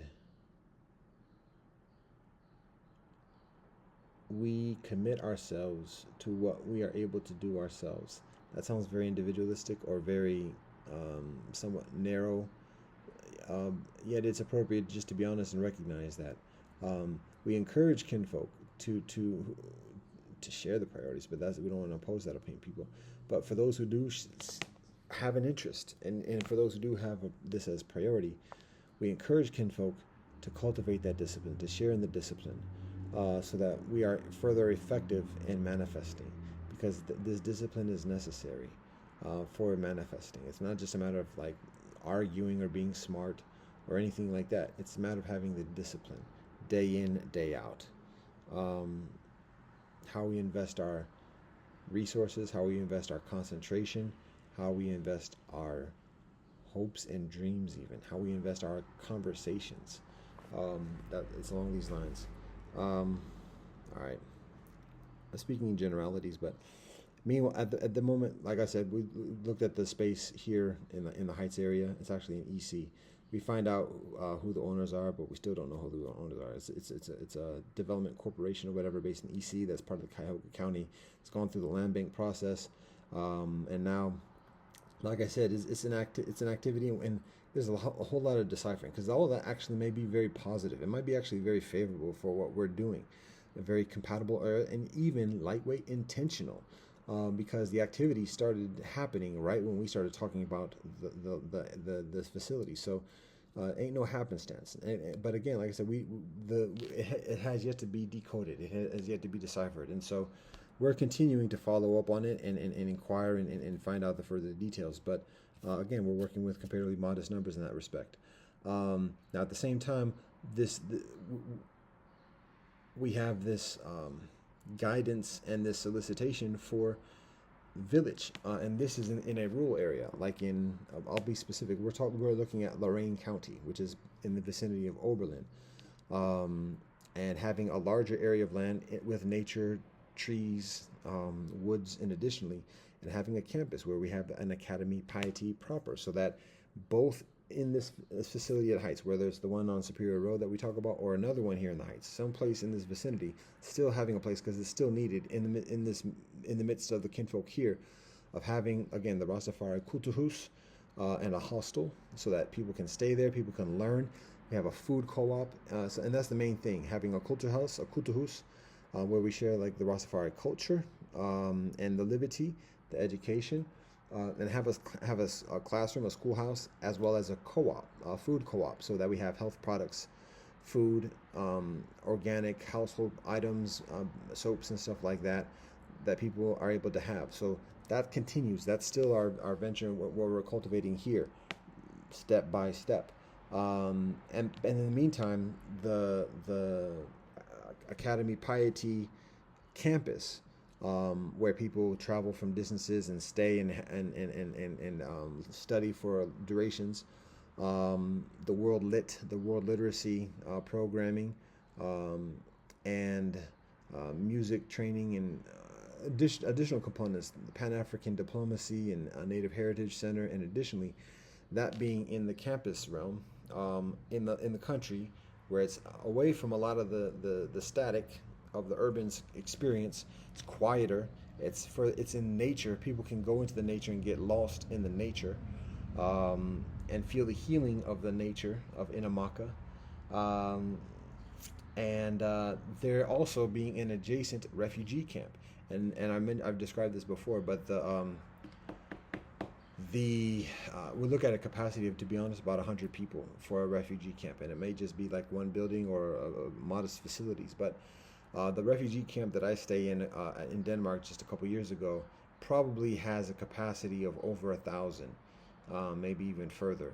And I think it was actually one of the larger ones in Denmark at that moment, a couple years ago. So so I have a familiarity with how that's run, the canteen, the capacity, the staffing, and like the facilities, laundering, the clothes and stuff like that. The influx, the fluctuation, and that depends upon what the policies are. But I have a knowledge about how those workings and how that setup is for 1,000. It's a huge operation, to be honest. I won't say huge. It's a significant operation. So we recognize that at the moment, like we are without that capacity at the moment, significantly so. Initially scaling it in the initial stages to 100 thereabouts. And so that's further manageable otherwise. But having that as an adjacent endeavor to the campus, so having a Kultuhus in the Heights as well as a Kultuhus in the country, in Lorain County, and with that Kultuhus in the country, that also being the center of the campus, as well as a village, so that the staff and additionally live on the campus. It's actually a village a residential village where people live, and then also students visit, professionals, scholars, Just anybody who wants to learn comes to the academy and learns and studies and chops it up and reasons with us. And then we also have the refugee camp, which is a distinct facility um, for those who need immediate sanctuary. Um, so that continues step by step. And we invite kinfolk to join in the planning process and otherwise in the manifestation process. So otherwise, with the modest numbers, the modest concentration, with the integrity of priority and discipline, there's only so much that gets done in each day. So but that's where things are progressing. And at this point, I'm pushing 50. I'm pushing 50. So um, at this point, again, myself personally, I'm my role is less of an administrator and like the organizer of these types of things. I'm increasingly at the realm of just being a teacher and teaching people how to do this. So that's where my priorities, and that's where my personal priorities are. And additionally, so I'm sharing the guidance. I share the log of our work up to this point and our continuing progression. But this is for continuing generation to step in and um, fill in the shoes or whatever else we call it. So, and my role is increasingly that of a teacher, of just saying this is it, because this is all fueled from our prayers and meditation and studies. So the reason why the world continues to work with us, and additionally why I'm still here and I have these capacities initially, is from primarily, essentially, prayers, meditation, and study. I mean, everything happens from because of God and from God. But in an earthly sense, the legitimacy, the credibility, the knowledge that we have, the influence, even the charisma, if at all, is provided through the prayer, meditation, and study. So the practice. And so that's my role. My primary role is being a teacher of that for those who have the interest. And then for those who have the interest in the administrative work, and additionally, we work as much as possible with kinfolk. And then for those who study and recognize that to be able to study means to have a place to stay and have these basic requirements met, and that means working in the administration that provides that. There it is. There are further details about each of these, and I wasn't necessarily planning to get into all of that at the moment concerning the village. I will say, just in like recent studies of the Meng Tzu and the description of the hierarchy of a state in terms of the apportionment of land and the apportionment of economics, and additionally, there's an interesting methodology, a number of different interesting methodologies. One particularly that we think about. I'll say this, and this gets into some of the conceptual guidance, and from that maybe I'll get into the story, and then we can conclude. So maybe we got to like wrap this up at about hour two, the second hour mark, the marking. So all right, one of the things that we consider at the moment, just particularly from me reading the one of the passages from Meng Tzu recently, actually yesterday during Shabbat, it's about the methodology of the nine. Is it the nine mu? It's not the nine mu. Maybe it is, but I have to be honest. I have to like learn further about the terms, because the terms are described in Chinese, and I have to do some decoding or translation about what the terms actually mean. But some of the terms pertain to positions of nobility, and some of the terms describe an area of land. But basically, it's describing like an emperor being provided with 1,000 li, and that being an area of land. 1 li has the area of, I want to say, 900 mu or wu. Maybe it's mu. 900 mu. And I think I might be mixing in the term for tree as well, because tree, the term, I think it might be mu is the term for tree, which is one of the ways of identifying how large an area of land is by how many trees are there. So an area of li, which my pronunciation may be approximate, but I know that's the term. It's a square. So in that square, it has 9 square boxes. Each of those boxes has a name. And actually, I just did that inaccurate. I think it's 900. Wow, See, that's why we have to study repetition. I know what it is, but repeating it, study and repetition helps to like know it by heart. Um, but the basic gist of it is that the emperor gets a portion of it. Then the emperor has other nobles, and so each of the nobles, from the chief ministers to the officers and further, each has a portion as well.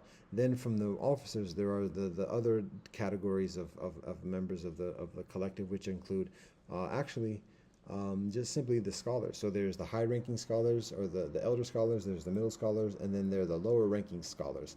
The lower rank, each one gets a different apportionment from the apportionment of the officer or of that amount. The lowest of those scholars, that lowest of the three, basically receives an amount that's commensurate with how much that scholar would receive if that scholar were simply just tilling the land. So then that becomes a category again of distinction in terms of the economics. And then we get into the category of those who till the land. And that arrangement also applies for government workers and additionally. So people who are like at the bottom of the totem pole in terms of the administration side of society, their salary is about as much as they would have gotten if they had worked in the field. So then when we look at people who worked in the field, there are again basically three categories: those who are very proficient, those who are middle, and then I think those who are lesser. So those who are proficient basically have an amount that can suffice, that can provide for 10 people. And so right there, that's very specific, and that gives an idea of like how much land we're talking about in detail. So then everything from that is like a multiply. So that's how much a lower scholar gets, and the middle scholar gets twice as much as that. The higher scholar gets twice as much as that, and then an officer gets like twice as much as the highest scholar, and then the chief minister gets like 5 times as much as an officer, and then the emperor gets like 10 times as much as the chief minister. So those are rough estimations about the division, but that's, or the apportionment, but that's the basic joint of it. So anyways, wow. And there are a number of different passages that describe different components and different methodologies. So that's one passage and one component, a general rendering of it. Here's one that also is beneficial, but it's speaking to a different factor in terms of the apportionment of land and economics. But what it shares is that it does have the 9 square. I think it is mu. It's the 9 square mu system, and so basically the way it works is that the administrator apportions a land to a group of people, 8 tillers, 8 agrarians, and it's a square. And in that square there are 9 boxes. And in those 9 boxes, each agrarian has a box of land, and they have the ability to work that land individually, and whatever they get from that land is theirs. And there may be a taxation, that's another thing, but basically what they cultivate in that land is enough for themselves to share with their household, and then they can go to market or whatever else with the rest, presumably. But the middle square, that 9th square, is one that is a share. It's a mutual plot of land, and the stipulation is that all the agrarians have to work together to complete to tend that middle square before working on each one's own square. So there's a mutual interest, there's cohesiveness within the agrarians, and additionally, so again, these terms of like sharing and taxation are basically simply methodologies of motivation. Because if it's just a matter of an emperor or whatever just saying working people on salaries or no salaries or whatever, there's a diminution of people's psyche and people's motivation to get up and work. And then there's the necessity of whips and everything else to get people to work and everything else like that. So when people are able to work and actually get the benefit of their own work, there's greater motivation, there's self-motivation. So, but at the same time, there's less benefit material that goes to the emperor and otherwise. So there are all these different methodologies of those two kind of frameworks of either it being just working straight for the emperor or having some type of free market. I won't say free market, but just like entrepreneurial type of liberalism, libertarianism, or whatever. So the mutual land box is one of those examples of a middle ground, literally, where in order to have one's own box, the group has to work together. And so yes, there's the working together in terms of the actual tilling the land, but at the same time there's social relationship and a sense of cohesion and connection and interdependence. So all that being said, as a side note, one of the considerations recently is in regards to our academy and the prospect, God willing, of having a campus and a schoolhouse in addition. Consideration is in constructing not just a building, but the entire campus, actually. It's along these methodologies of motivation that are provided from Mengzi. So one of these is this 9 square move system, whereby instead of land, we're talking about education and teachers. So an example, and we're still working on this at the moment, but one of the considerations is having a schoolhouse, and the schoolhouse being a square, and the square on one floor having 9 rooms.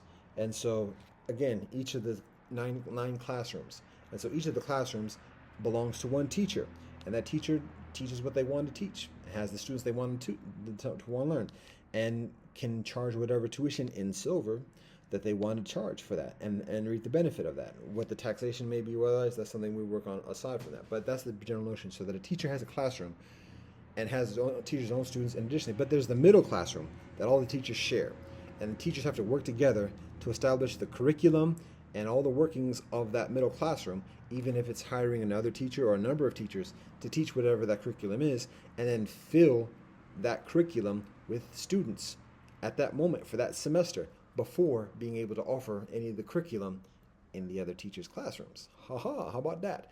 So the teachers have to work together to formulate what that curriculum is, recruit students, and additionally, and complete all of the tuition procurement before being able to offer those services to other students as well. So that's a consideration we're working on, and that being a situation, just like the emperor has multiple plots of land and has a number of different communities, having a number of different floors for that, so that each floor is that system as a different collective of 9 teachers. And so again, it's a motive. Now what we're teaching is all in terms of world literacy, and it's all in terms of it's the teachers are aligned with what we're sharing. And additionally, it doesn't have to say necessarily being regurgitating what we teach or whatever, but there has to be certain congruence and cooperation and participation and prioritization and discipline within what we're doing, but at the same time autonomy, so that motivates the teachers to teach what's true to them, whether it's agriculture, whether it's healing, natural medicinal healing, or specializing in all these different elements. That's part of what we do, but at the same time focusing on that middle classroom, and having a classroom building, maybe 9-10 stories or whatever, of teachers doing it, and then offices, another floor, or whatever else, and first floor being the receptive. That's the detail. So that's a consideration. And again, in framing it that way, it provides much further room for other people's dreams.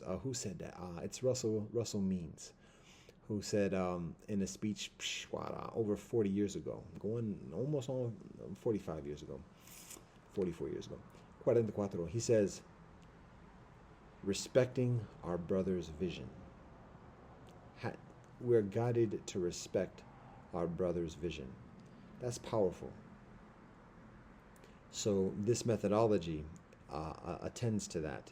It's other than just my vision or purpose or idea, but it's a cooperative venture, and for others who see the validity and value and benefit within this vision, but at the same time having one's own interests. And additionally, here's a methodology.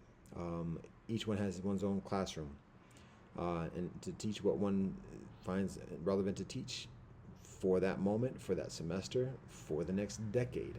But at the same time, there's the involvement with the rest of the teachers of that floor, of that department, for that middle classroom, and to make sure the middle classroom is filled before teaching one's own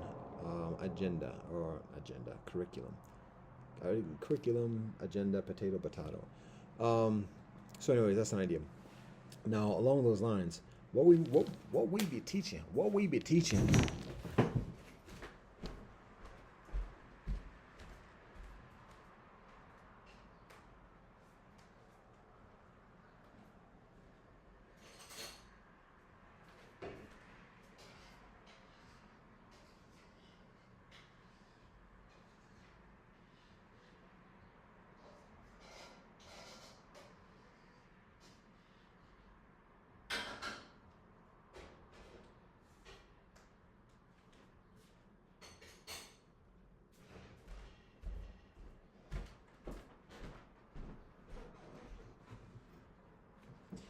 So, to answer that question, what we be teaching again, world literate, world literacy, um, and then the different components of pragmatism that share world literacy. So that includes culture, storytelling, music, dance, sport, um, healing, medicine, nutrition, uh, carpentry, village building, particularly the prospect of and the endeavor of building village without electricity. What and amidst that also renewable energy. I mean, all those things that speak that teach kinfolk how to do what we do. That's what we teach. It's a very practical thing. Um, it's available and it's relevant and beneficial for kinfolk who just want to like see something about it. We teach native heritage and each of our respective native heritages and further. So um, it's available for people to just sit and observe and kind of like take a survey of the course and curriculum. It also is available for kinfolk who want to like go through the studies and complete a certain tract of study, uh, but then work in convention and maybe just to study abroad or maybe it's a semester and then go back to their conventional process or whatever and still have that mindset when they go back to the pirate ship. And I don't mean that condescendingly derogatory, but I'm just speaking that kind of fact because to speak in it in kind of like innocuous, kind of like congenial thing is further deceitful. So just the pirate ship. So kinfolk want to go back to the pirate ship and just like be as benevolent as possible in the pirate ship. That's people's kinfolk's prerogative. For those that want to like be in the lifestyle and like further and additionally there it is as well. Um, so there's that availability and um, that benefit in each of those respects.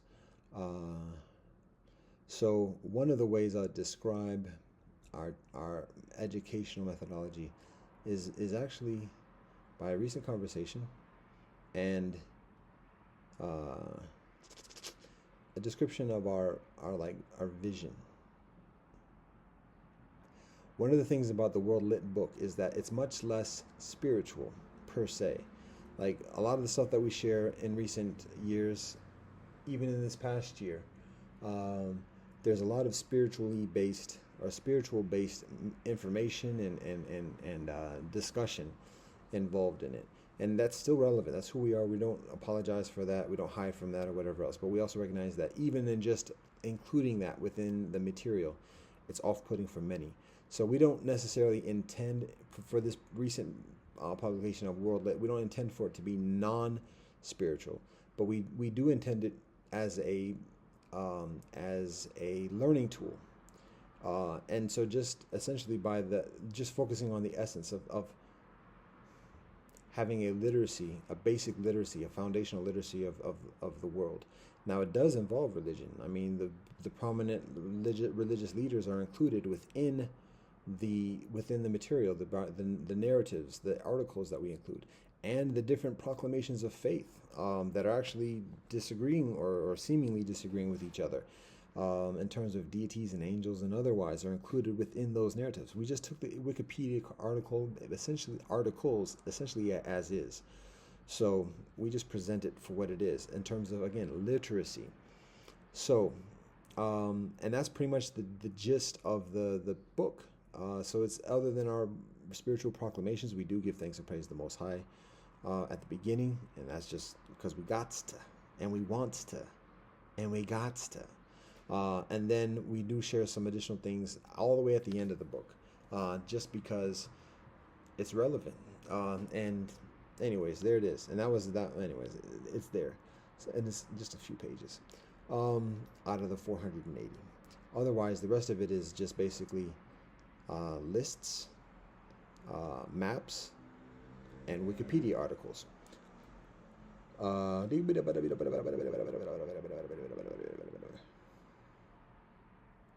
Spiritual. So, Why was I talking about spiritual and why this wasn't that much spiritual? Well, I'll just go back to the vision. So, um,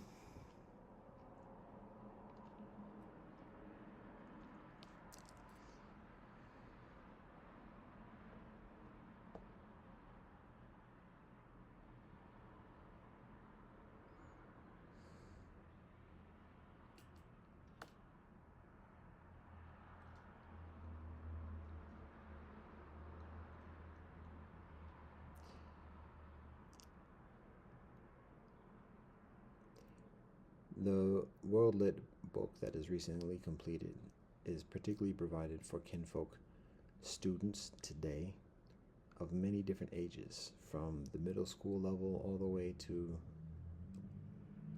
age 100 and further, who have an interest in learning about the world civilization.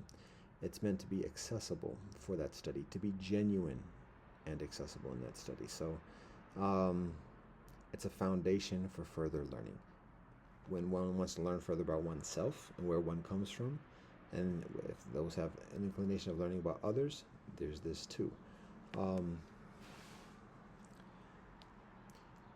one of the suggestions that's shared with us in this process is actually the establishment, particularly as our academy, God willing, in future, or continually, is the establishment of textbooks for life. And the concept of a textbook for life is, like, we go to, I remember my university days. I don't even know if cats get textbooks these days, but back in my day, I was amazed that there was this thing of selling back books to the bookstore.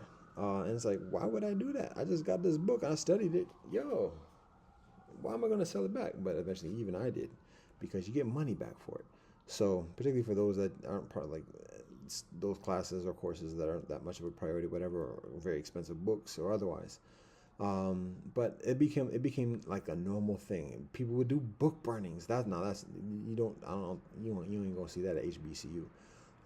But kinfolk do book burnings. I was like, wow. Now that's a psychological thing, because I guess, and I very much know, when I graduated from an elite, it's not Ivy League, but when I graduated from an elite school, I understand the notion of burning books after the class, because sometimes kinfolk just take a course, it's necessary, and it's nasty, and they don't want to think about it afterwards. So they did it, they've learned it, they regurgitated it, they got a grade for it, bye-bye, that's it.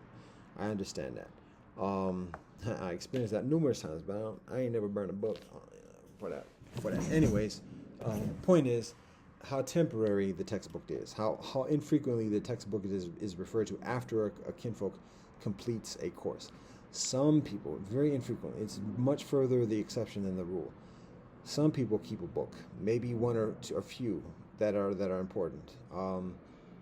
Actually, some may keep a number, but at the same time, even then, that book is not accessible to an elementary school student, their nephew or niece or son or daughter who's growing up. Essentially, like, here's this book on second year calculus. So what we share is the concept, the endeavor, the venture of textbooks for life, meaning that within each textbook there is material that pertains, that caters to students of every age. So at the beginning there might be illustrations and even cartoons or something to that effect about the topic, and so simple for the accessibility of a child. Then there's maybe like narratives, or there might be some historical, like, highlights magazine type articles that are further of interest and have maybe a little bit further substance for the elementary school age. Maybe some puzzles, some quizzes and stuff like that. And then maybe some, like, encyclopedia type articles for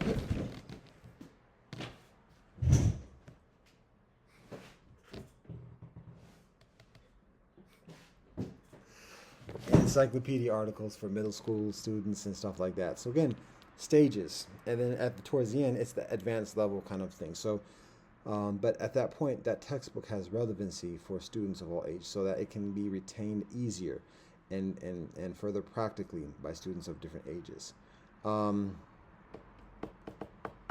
That's our endeavor. So that's part of our methodology concerning our academy and the textbooks for life. So, all right, I'm talking about our vision now. All right, so the vision is this. All right, now we're getting. Oh, so I said I guess my point for saying that the book was actually non-spiritual is because now we're going to get into the spiritual.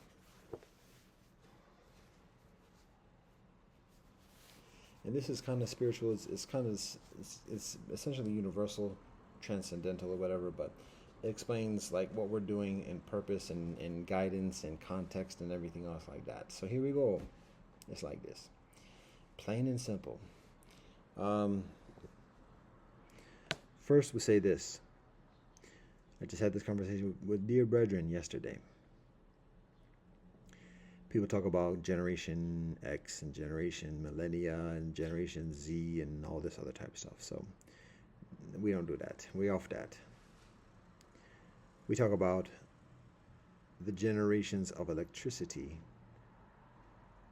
and recognizing that the youngsters of today, by and large, the youngsters of like 3, 5, 8, maybe around that age, to like age 17 or whatever. Our generation is about 30 years, maybe a little bit further, maybe a little bit less, but generally 30 years. So the youngsters of today, by and large, are Generation 7, Generation Siete, the 7th generation, Siete generation of electricity. So what we do in this, instead of just arbitrary doing these politically biased and motivated type of joints, we look at a salient episode in human experience around the world that significantly shapes human behavior. And then we look at the number of generations, 7 generations, building from our native heritage of the 7th generation, as well as that same principle being held within traditions like Israel and otherwise. But looking at the next 7 generations from that occurrence. So what we look at in terms of like a formative event and experience within recent history of the past few centuries, rather than just like a war or otherwise, is the harnessing of electricity. And that's about a little over 200 years ago, thereabouts. So that's what we look at as in terms of like a salient event in world civilization, the harnessing of electricity. So from that, we count the generations, 7 generations since that time, and look at how society evolves or progresses or migrates since that event or since that experience. And so that's each generation. So at this point, we're at 7 generations. I'm essentially the 5th generation from electricity. And we are at the 7th generation of electricity at this moment.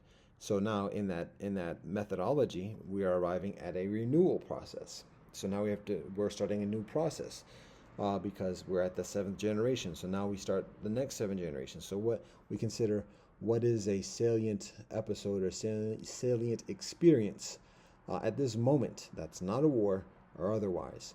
We could say the smartphone, to be honest, when we're talking about world influence and initially. However, we don't see that as the most favorable thing at this moment, recognizing its effect on human behavior. It's almost like saying the first generation of well, I won't be that derogatory. However, not hating on cell phones. We know it's around, but at the same time, it's not the most healthy. So,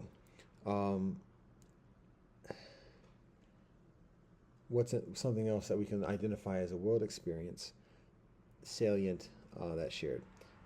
To be honest, it's a little bit difficult. So in the meanwhile, what we identify is this: the garden. And by the garden, what we mean is the garden. Weltgarten,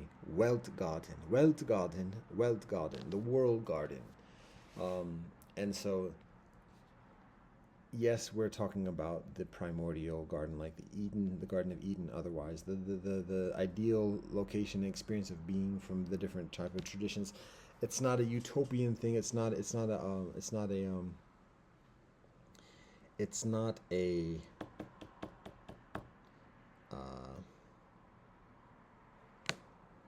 whatchamacallit. It's not a whatchamacallit. Um, it's not an Armageddon or apocalyptic type of thing. It's not like the utopian Shangri-La type thing. It's just a matter of like strictly like scientifically observing the garden. What is the garden? What is it? What is its? We can talk about what is its nature and this and the other, but particularly what is the behavior of human or humanoid species within the garden? What is that? Um, and how does that apply to today? How does that relate to today? So when we look at it in that kind of objective lens, comparatively objective lens, what is the garden behavior across the board from all the different cultures or whatever else? We observe some basic things. The basic experience of a garden means letting go of the vast amount of human technology. And it's not, the brethren yesterday talked about being against technology. That's not what this is. We see there's considerable benefits that are gleaned from technology, doing it right now, but there's also considerable difficulties. But even that's not what is involved. It's just a matter of recognizing that the experience of the garden is the one that doesn't have computers. It doesn't have phones. When we look at the narratives of what the garden experience is, it's a matter of people eating, just grabbing an apple or a cherry or whatever else, or a mango from a tree, eating it, being comfortable, living in harmony with others, having a place to sleep that's comfortable, and then having husband and wife, procreating, being comfortable. We can talk about being kicked out of the garden or otherwise. That garden experience, that's the basics. And so in that experience, that's it. There's no TV. There's no internet. There's no mobile phones. There's no cars. There's no planes. There's no electricity even. So, today, many people, whether they want to admit it or not, have in the back of the mind that ideal of like existence, of like peacefulness. You can see every time people go on vacation, the most hardcore, whatever, militarist, technologiest, or whatever else, go to vacation in islands and just sit on the beach and want to experience nature. So the vast many people have in the back of the mind like what the ideal utopia is, because that's we talk about in like genetic DNA and all these other terminologies. That's infused within our ancestral lineage of that experience, even if that's not the exact temporal experience. Perennially, like that's, even though like our ancestors, I won't speak in the negative. It may even just be a day experience of the garden that it just confirms what that experience of peace and harmony with nature is. There it is. It's further confirmation, and then people yearn for that. Anyway. So recognizing that natural proclivity for being in the garden, we look at like so what is it involved? What's necessary? Letting go of electricity, as I just mentioned. That's one thing. First of all, letting go of ownership. Like recognizing that in the garden, like nobody owns the garden. Nobody owns that tree. Nobody has a title and deed for that apple.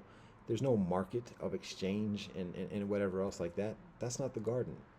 And okay, so what is involved in terms of living? If somebody wants to live in the garden today, letting go of electricity, plain and simple. Letting go of electricity. There's no harnessing of electricity in the garden. It is energy. The energy is within us. And when we let go of harnessing the energy, then we actually see the stars better. We see the electricity around us. And actually we can maintain our healing than the natural electricity and energy that we share with each other as well. So that's one thing. As amazing things that electricity does, it's not even a matter of like, it's not even a matter of like vilifying electricity anyway. It's just a matter of like there's not harnessing of electricity in the garden. That's one thing. But it goes even further. How about this? There's an absence of domestication of animals. There's no putting a yoke on an ox or a horse or a mule or otherwise and doing this work and doing that, or even a dog saying, oh, a dog, putting a leash on a dog. That's not the garden. The garden, all beings roam freely. That's the garden experience. Now we can talk about the lion and the lamb. That's a whole nother, that's further details into that joint. But there's no domestication of animals, not even for as pets, not even loving, adoring, blah, blah, blah. Nah. If you want to commune and build relationship with a dog, yeah, cool, beautiful. But don't put him in a cage. Don't put a leash on him. Don't claim him as ownership. Don't neuter and spade him. Peace and blessings to Bob Barker. Let the dog be. Let the cat be. And then experience that genuine relationship, that holiness. So, letting go of domestication of animals. Now we done dipped thousands of years in terms of the regression of human technology, but it goes even further. Guess what? Let go of agriculture. Not just harnessing electricity. Not just harnessing electricity. Not just harnessing animals. Let go of harnessing the land itself. Again, we don't own anything. So we let go. We don't even like, not even organic agriculture, not even like intentional hippie commune agriculture. No agriculture. That's not the garden. It's either garden or agriculture, one or the other. We can plant trees. We can plant seeds or whatever. And we can have maybe some intentionality with that, and we might be dipping on that side, but there's a line between agriculture and garden. Look at all the trees that are being cut down for the sake of agriculture. So that's part of the experience. So for those who want to be that garden life, that wealth garden life, okay. Now, obviously, that's a way huge leap from where things are today. We were working on just trying to clean up the water to be drinking. That's part of it, though. That's the garden experience. Being able to go to the stream and have a drink. That's the garden experience. So for those who have that inclination, that yearning, there are ways of doing it today. One can like rape and pillage, stack up money, buy a whole lot of land, and then just live in a mountain oasis or whatever for a certain period of time. There are methodologies of doing that. But when we talk about when we talk about wealth garden, it's not a matter of conquering anything, because that's not the nature of the garden either. It's not conquest. It's not predatory. It's not saying, oh, everybody's got to be the garden. You better do the garden. No, that's not the garden. It's piety. So, but for those who have that penchant, here is the process. Blah, blah, blah, blah, blah, blah, blah, blah, blah, blah.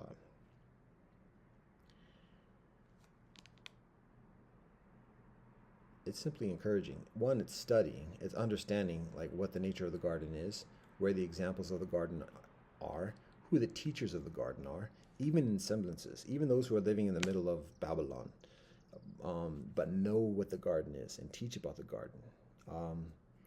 So that's what our role is at this moment, is to encourage kinfolk to study and learn and further live in this garden experience, and for society to increasingly accommodate us. And that's not some codes, hidden, veiled like thread of garden imperialism.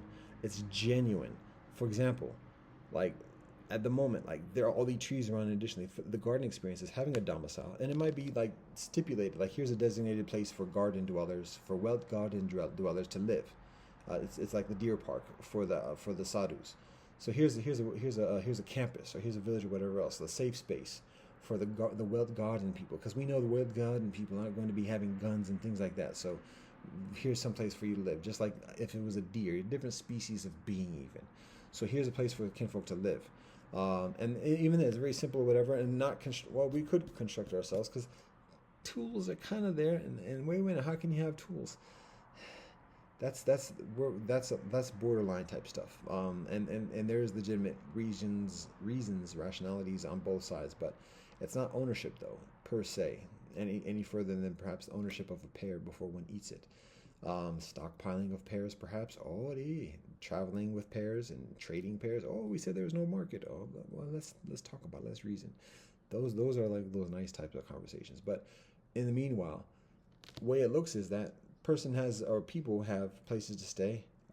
Space is getting used up. Where are we at? Wow. We at tres. Wara. Serious. Okay, we gotta wrap this up. This is wrap it up. This is keep it going. This is wrap it up. All right. So I did it again. So why is that? Interesting. Um, Alrighty. So, anyways, that's the garden experience. Oh, so it's an example of having places to go, but not only that, it's a matter of like not having in those spaces.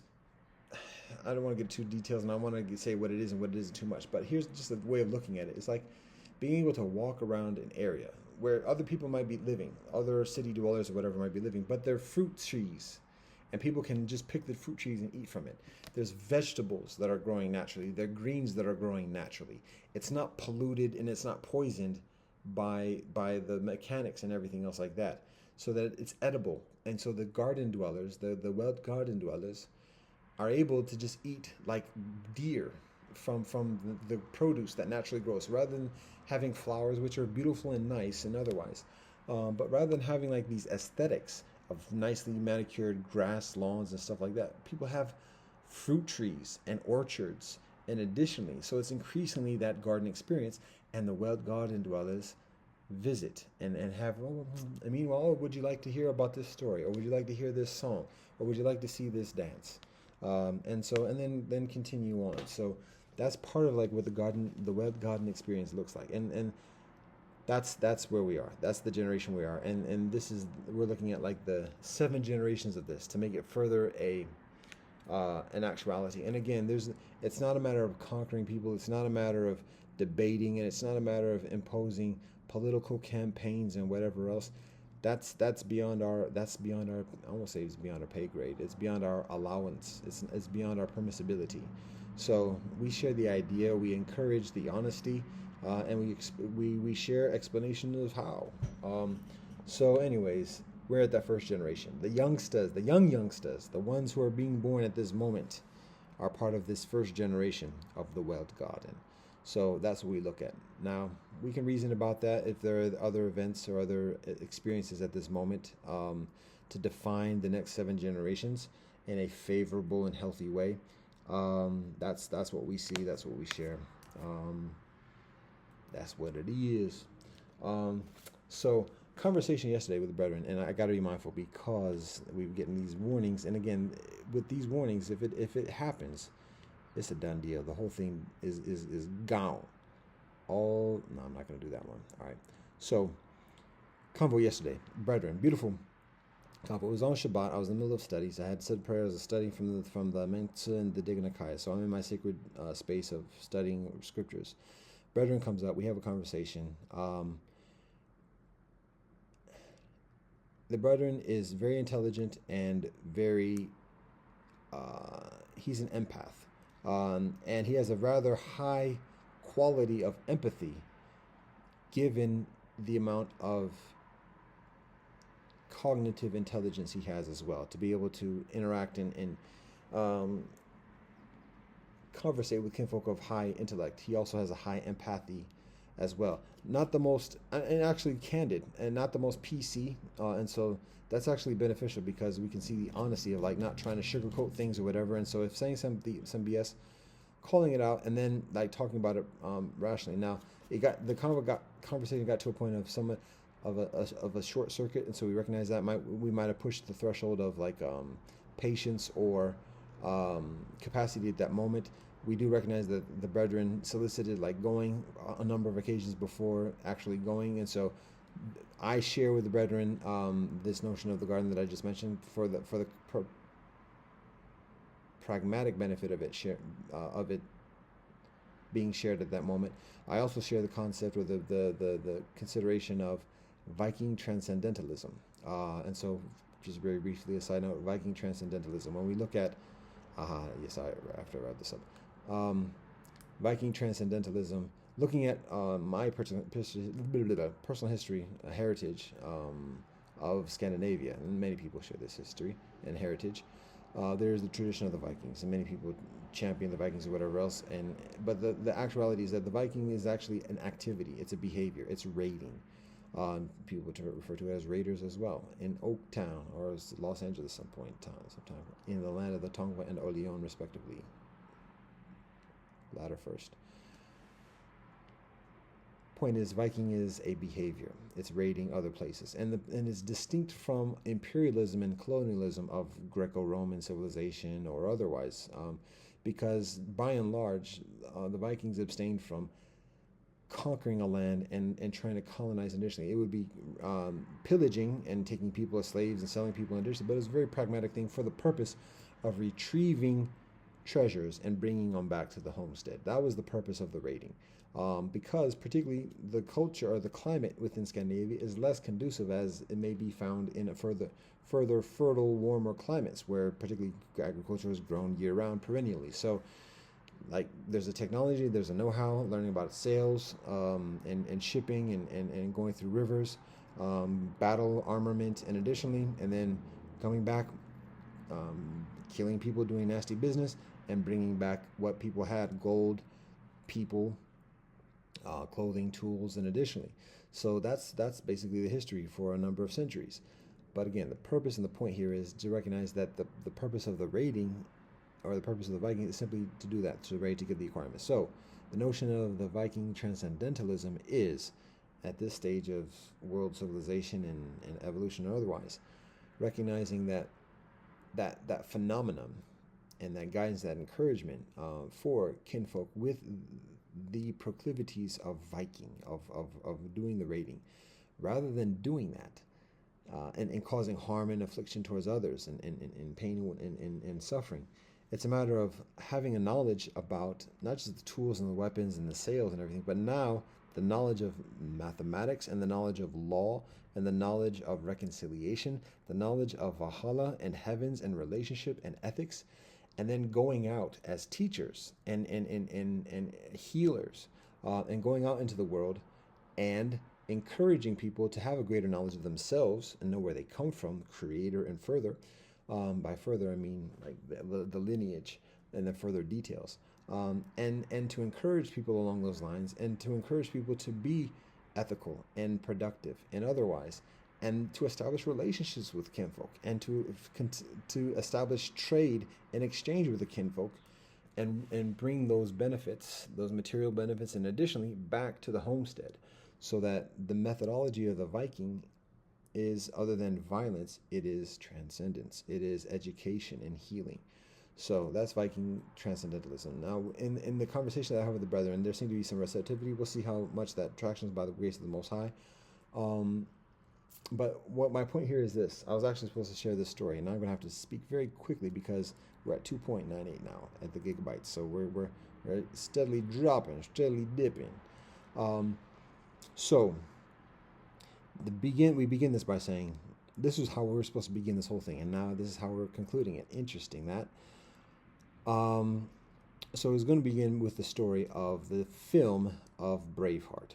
And so in Braveheart, there is this scene where the noble, the quote unquote noble, the king's appointed officer or court person or whatever for that land. I guess he's the vassal of that land. He has the right, according to the king's law, to have relations with any woman, any virgin woman, or any woman who's arranged to be married to a man before that marriage takes place. So obviously that's all types of fucked up bullshit. But that was the actuality, presumably according to what is described and portrayed in the film Braveheart. This is about 30 years ago. Films are old now. Anyways, focusing. We only got so much time. Oh, this joint. Do I have anything to empty in the bin? No, because I already did it. Plata. All right. So that's the thing. A vassal of the land. Anybody who lives on his land, all the peasants and everybody else who works on the land.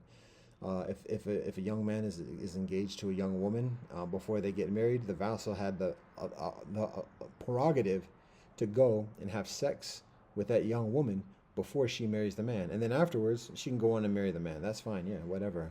But we have first dibs. That's basically what it is. First dibs. Heinous, nasty atrocity, but that's what it is, and it's so much disrespect for all the men who live on that land. But that's what the perks are for being the vassal. So there's a scene where that that is playing out where a man is married a woman. They're getting ready. The village is celebrating this marriage feast and everything else like that. And then all of a sudden, here comes the vassal and his knights or whatever, his guard with him on a horse. And I guess he gets wind of the marriage or whatever. And so he's like, yeah, you know what? I just figure I'd exercise my right and like have a little bit of a visit before all the marriage festivities or whatever. And so the man first wants to fight the vassal because he'd rather die than be dishonored or let his woman be dishonored. But then the woman goes in front of him and kind of is like, just like, no. And then she agrees to go with the vassal for the sake of saving her fiance's life. So that's nasty, fucked up bullshit. And that's what it is. And that's how Babylon be. That's how dudes be. So, anyways, obviously that was in Scotland. Scotland didn't like that too much, and that's one reason for going to war, because that type of disrespect for a certain period of time, for a certain duration, yeah, we're not having that.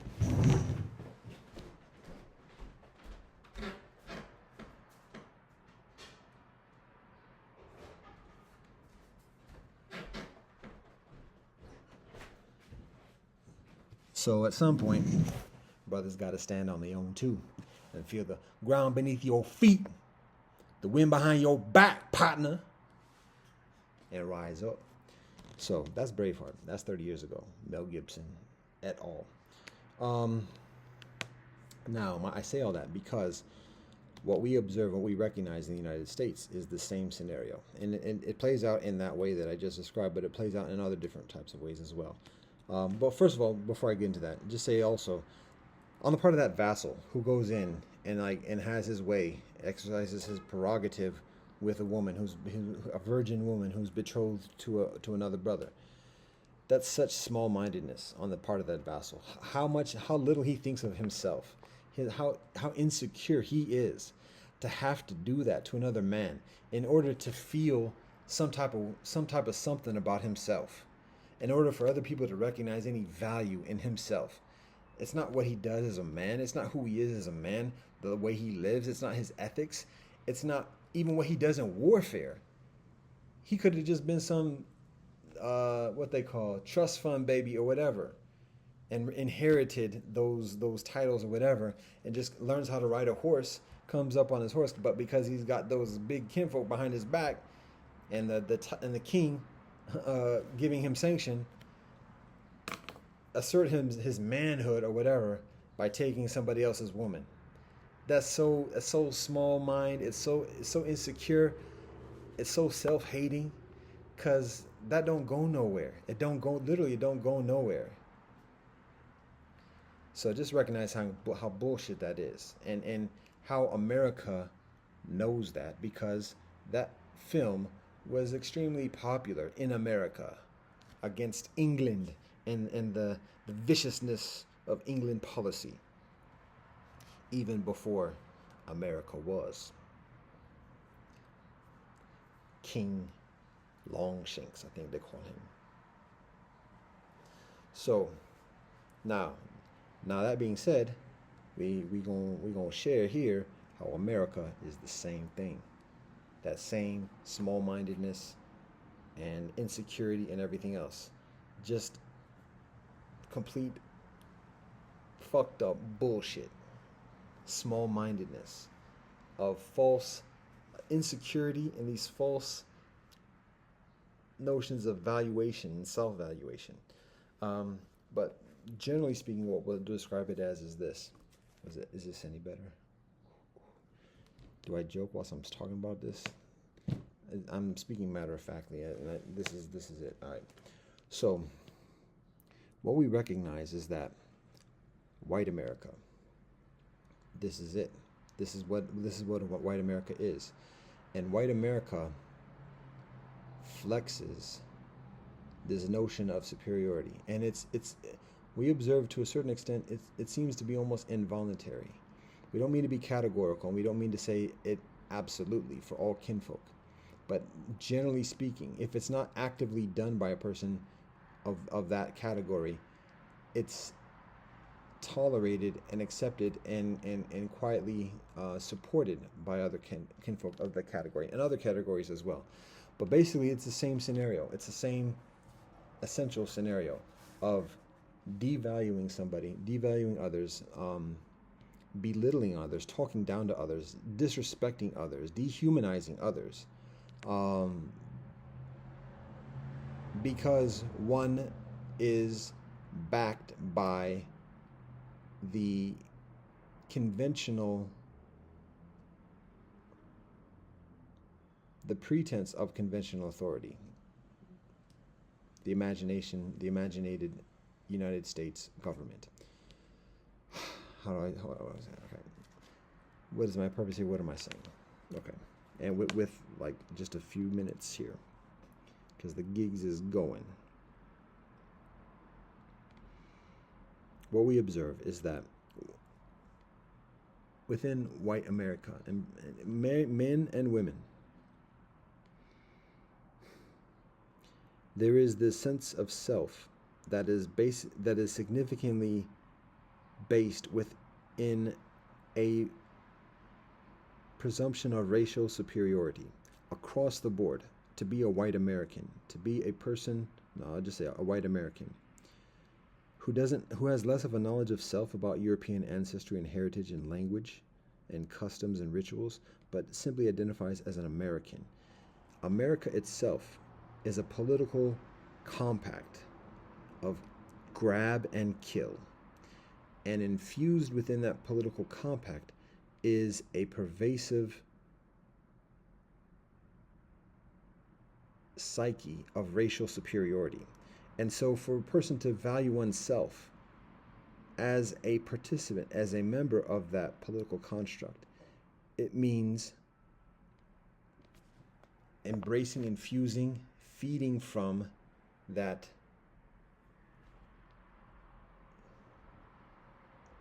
notion of racial superiority. And that manifests itself on a daily basis when interacting with anyone else of any race, white or otherwise. But particularly when interacting with someone from another race, it's an immediate, that's a lesser being. And I have to talk to that person with less respect. I have to. It's part of the obligation. Even when it's congenial, and additionally, it's like talking nicely to a dog, but it's still a dog. And to recognize and don't let it think that it's not anything else than a dog. And if it starts talking differently than a dog, then we have to exercise further measures. That is the innate, the intrinsic, and the foundational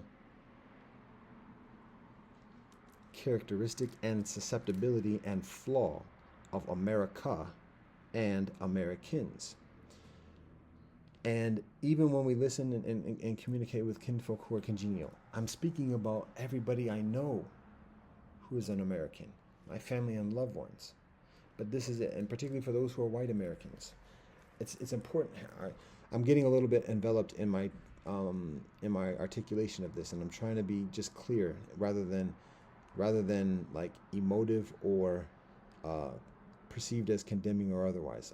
It's important. I might have to like pause this and continue on, but it's important to articulate and to get to the point of this. It's a mindset. It's a mindset of superiority across the board. That's the definition of America. It's a mindset of superiority. And it manifests itself in big ways. We can talk about the systemic and additionally, but in everyday ways of just simply how people talk to each other. The way people talk to each other, first of all, America is just very rebellious itself, just as a general culture and phenomena.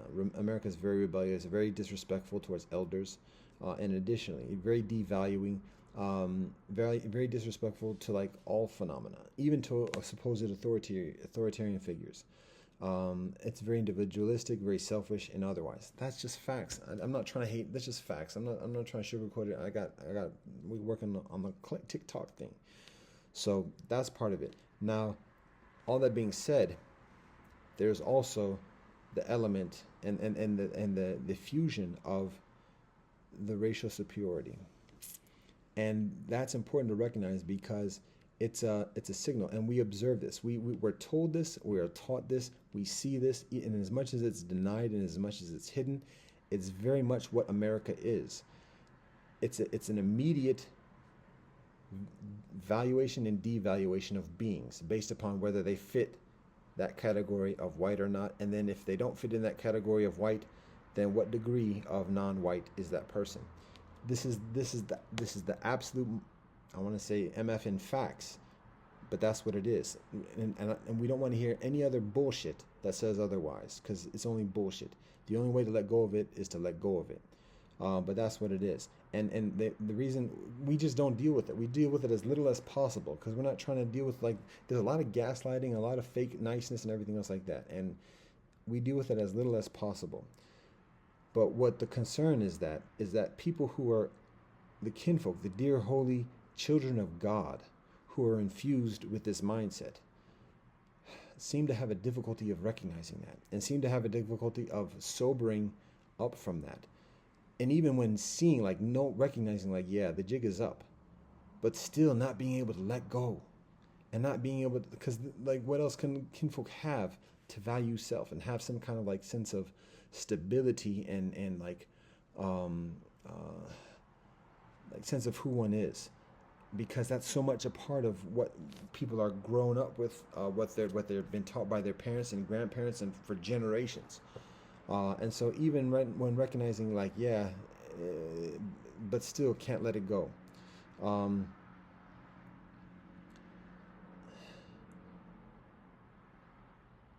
So what does this have to do with the brethren in Scotland?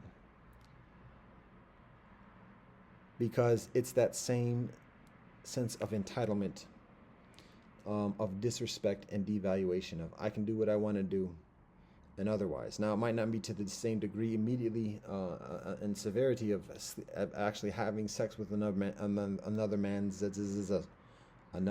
fiance, because there have been amendments and there have been civil rights acts in addition. So a man can't just have sex with another man's fiance, but maybe he could just put a tip in. Oh, that's vulgar. You better believe it is. Or maybe he could just, like, do a tickle or whatever. There's still that disrespect. And I'm being crass and I'm being vulgar about something that's very serious. And how does one evidence this within American society today? Do you not see the sexual exploitation of women in American society? That's been done by many people of many different ethnicities and heritages. Yes and no.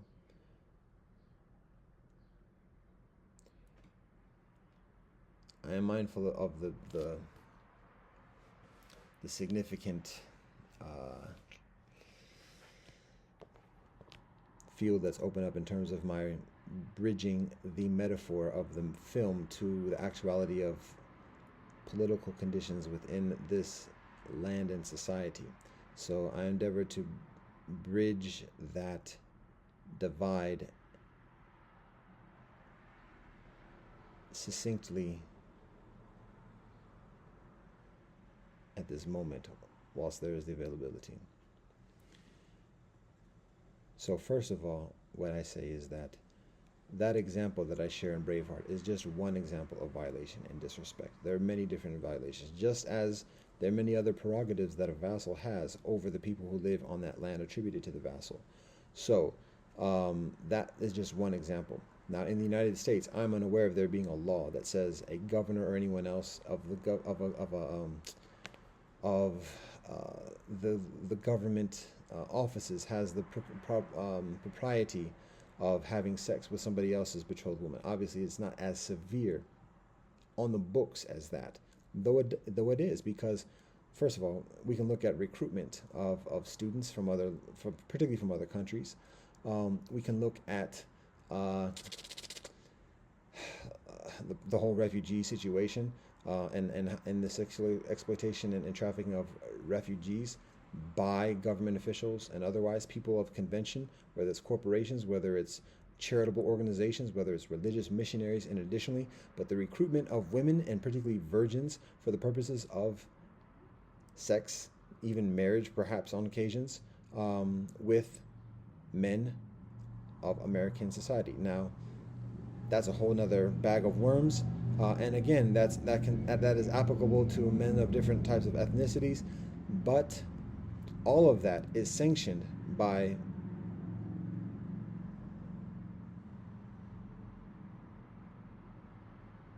a culture of white American supremacy.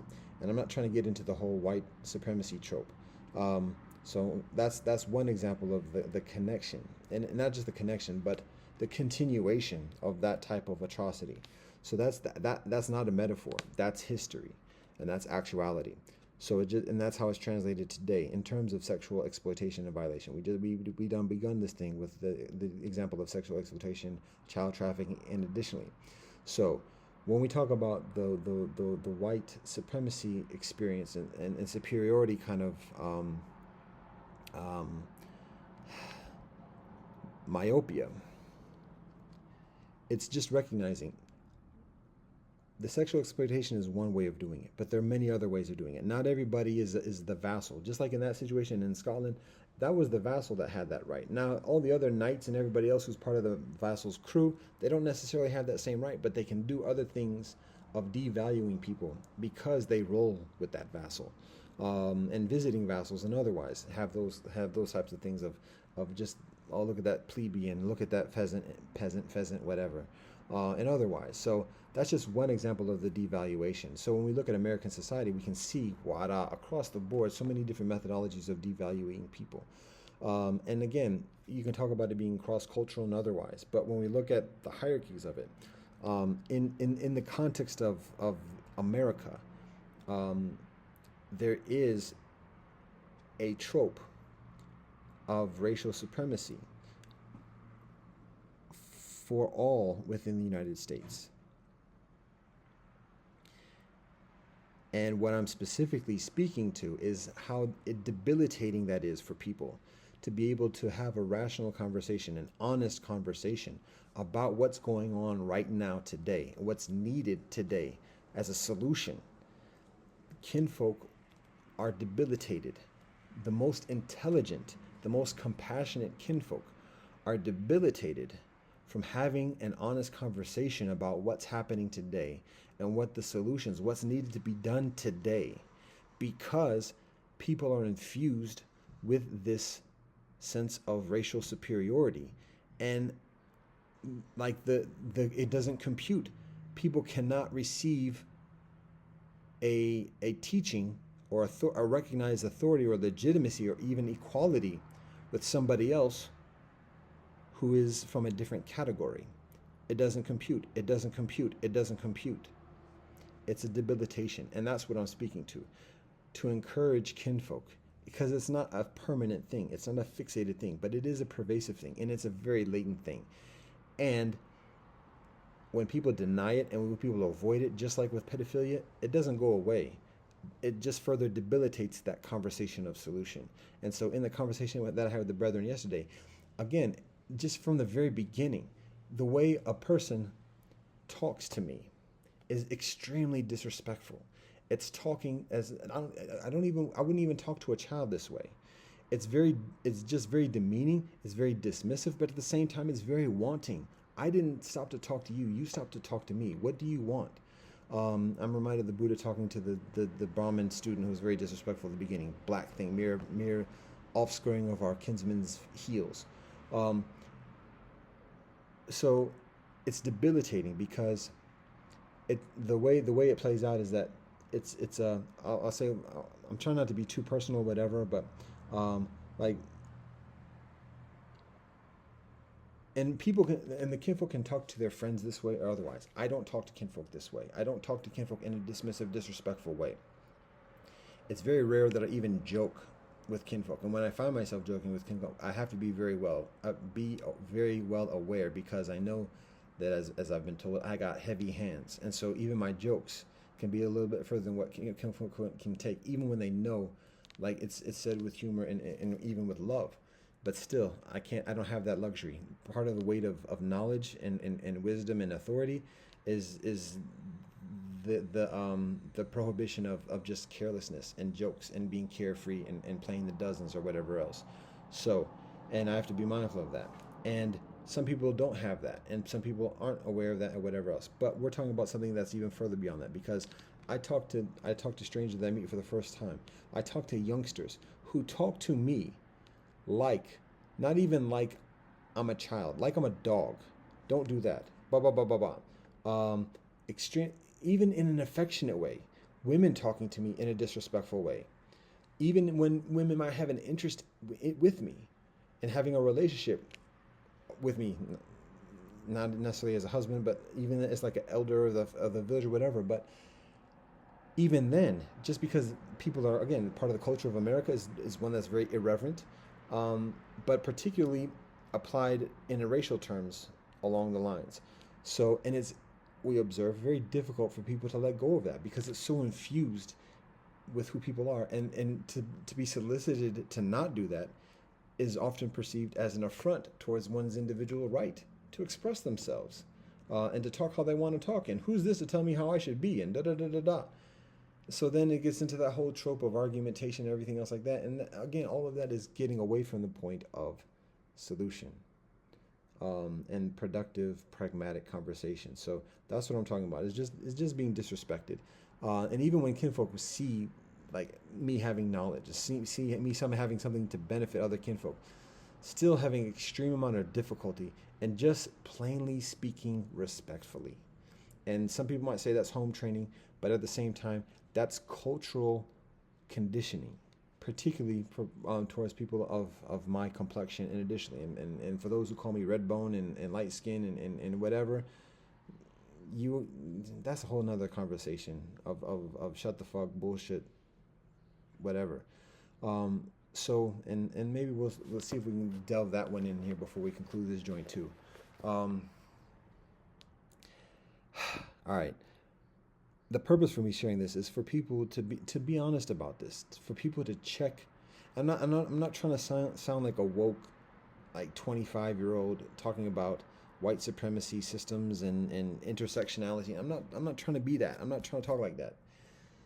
But it's just a matter of kinfolk to recognize how intrinsically racist, and if you don't like racist, just say disrespectful people are, and speaking down, because I'm encouraging people to speak respectfully. That's my purpose for saying this, to just encourage people to speak respectfully to any being, regardless, but particularly to elders, particularly for those who are perceived as having knowledge, teachers or otherwise, to cultivate a security and knowledge and comfort of self, to just be able to speak respectfully to somebody else and not feeling, and here's one thing, it seems as though even kinfolk who are intelligent and who are empathic and who have a genuine interest in having a conversation, learning and building and cooperating, what we also observe is that, and to be honest, like kinfolk might have a lot of experience in talking with other people, and in talking with other people, the other people don't have the discipline that the first kinfolk can trust and rely upon as an authority figure. And already that kinfolk is already highly compromised and leveraged because they haven't bought into the system or as much as others, and so are experiencing persecution and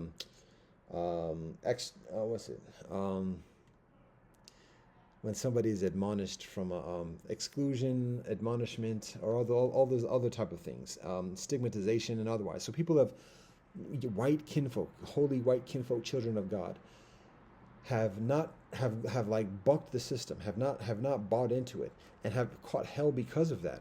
But at the same time, haven't found POCs, and the whole binary is so bullshit anyways. But haven't found people who are not of white heritage and credentials to be able to confide, not even to confide, but I'm talking about trust in as an authority figure, because many other people who might be talking truth and might be talking about some type of knowledge about the oppression, additionally, don't have the discipline and the authority that other people can trust within to say, okay, we can see you, we can trust you. Now I can let my guard down. I don't have to be so defensive. I don't have to be so reactionary. I can let the wheels slow up a little bit because I don't have to worry about all the different angles of cats coming at me.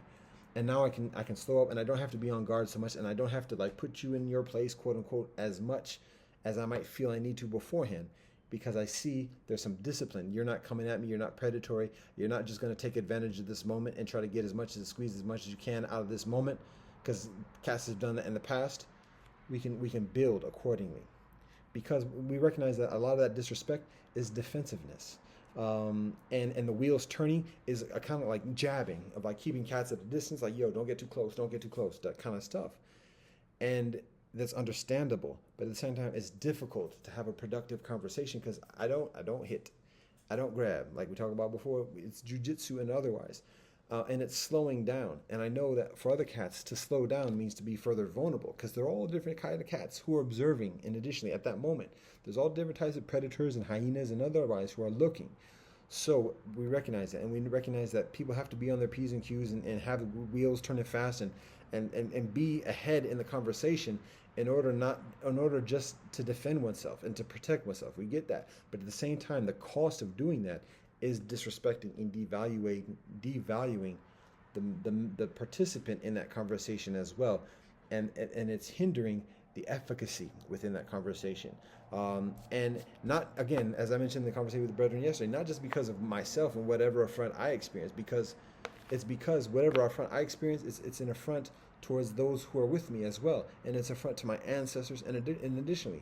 And so when it's tolerated, when it's just absorbed, and say, okay, this brother has to learn how to like speak with further respect. Even when that's the case, my stock within our collective decreases because they say, yo, he's letting him talk to him like that. We can't have our leaders and our emissaries, our ambassadors, and additionally, just accept that type of devaluation, because that affects how that person can talk with other authoritarian figures who are further trained and skilled in the diplomacy. So I'm just gonna keep it at that.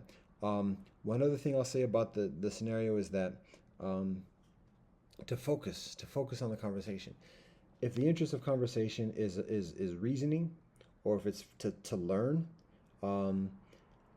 then it's beneficial to be respectful.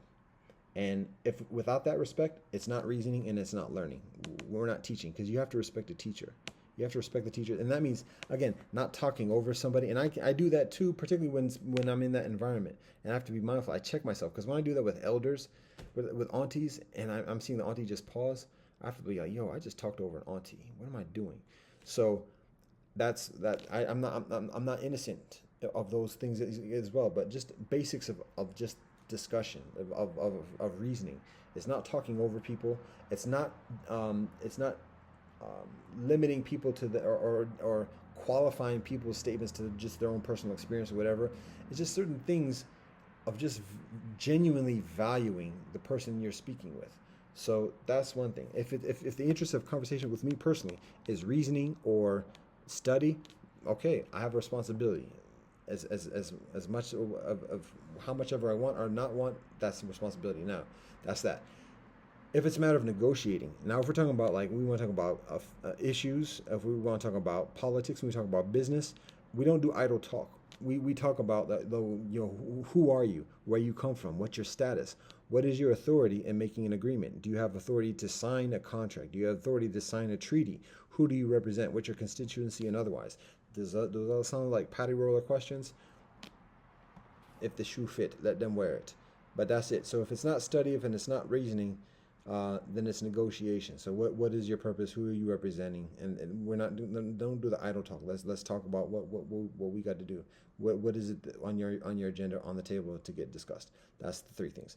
Now, other than that, there's little reason for me having a conversation with kinfolk. Now, that being said, still avail myself to that, and because kinfolk are beautiful, and there's always some type of relevancy. But what we recognize is that a lot of the conversations get into one of two categories: either one, therapy, or consultation, of asking advice for something or other. Okay, so aside from study, which we're willing to provide what we can, and we may have questions about something, and we may want to learn. So study and teaching, that's one thing, about something specific, or reasoning, just talking about, like, rationally about a topic or whatever. But if when it gets to, like, venting, and additionally, we're getting into the therapy realm, and that's okay if I have availability for that. And I don't want to pish posh that, because it's essential and it's beautiful and it's a service that we have to provide. But at the same time, we get a lot of the idle conversations, and additionally get a little bit tedious in terms of the therapy or consultation, and there's a specific distinction between the two, but for now, for the moment, with 1.69 gigabytes remaining, I'm just going to leave it as it is.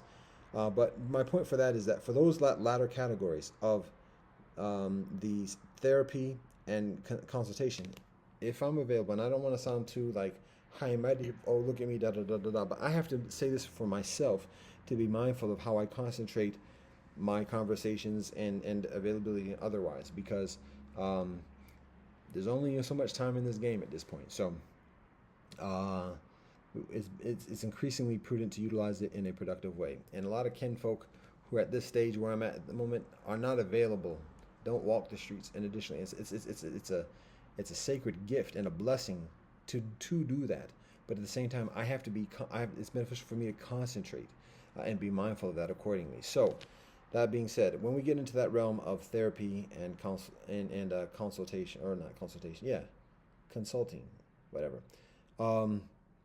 Plain and simple this. My services are very expensive. My rate is 5,000 US per hour. That might sound low. That might sound ridiculously high. It's commensurate with what my professional colleagues charge. Some charge less, some charge even further than that. Now, the thing about it is that you don't have to worry. It's subsidized by World Society and the United States. But just understand that somehow, some way, 5 G's US per hour is the rate. So it's a comparatively expensive venture for that type of service. Reasoning and studying and teaching and negotiating, that's a different thing. But when we get into the realm of therapy and consulting, that's the rate.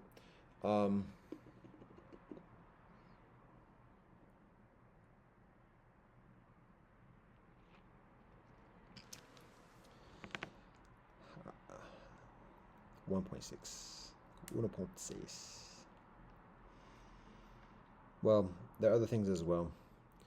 This ain't necessarily going to end on the highest cheery type of thing.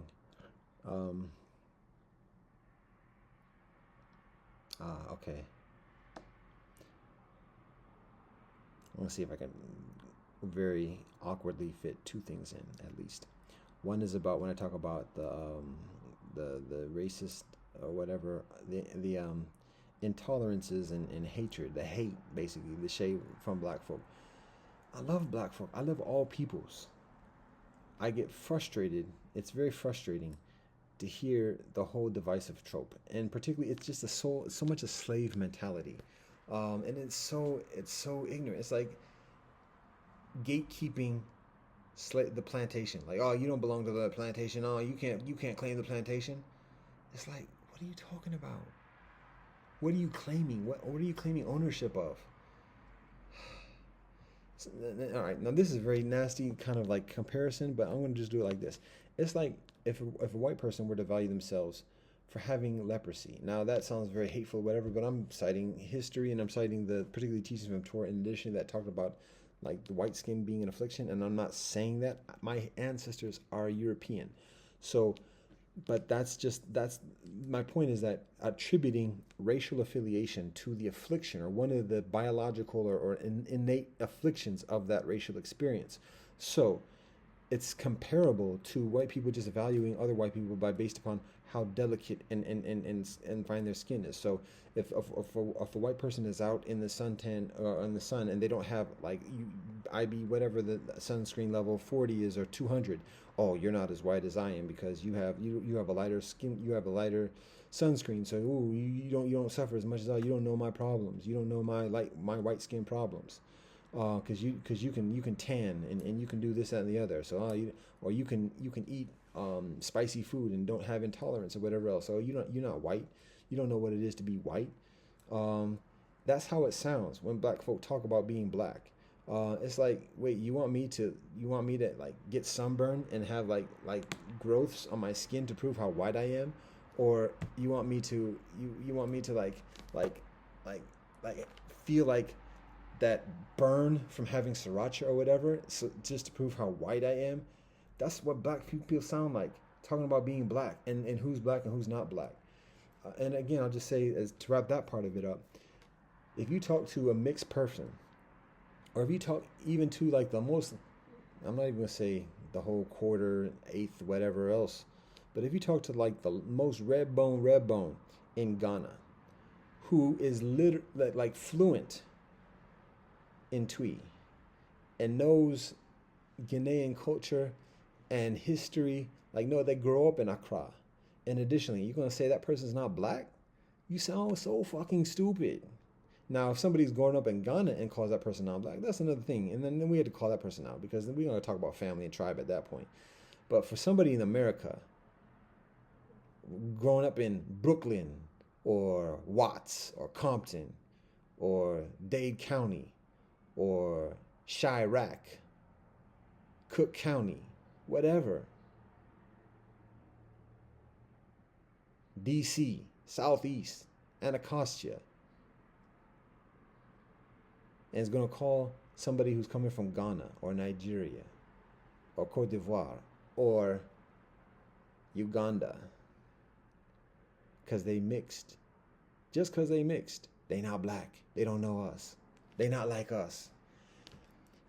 You learn who you are. Learn, just that's what that's plain as simple as it is. And people are so steadfast about not learning who they are. That's what's frustrating.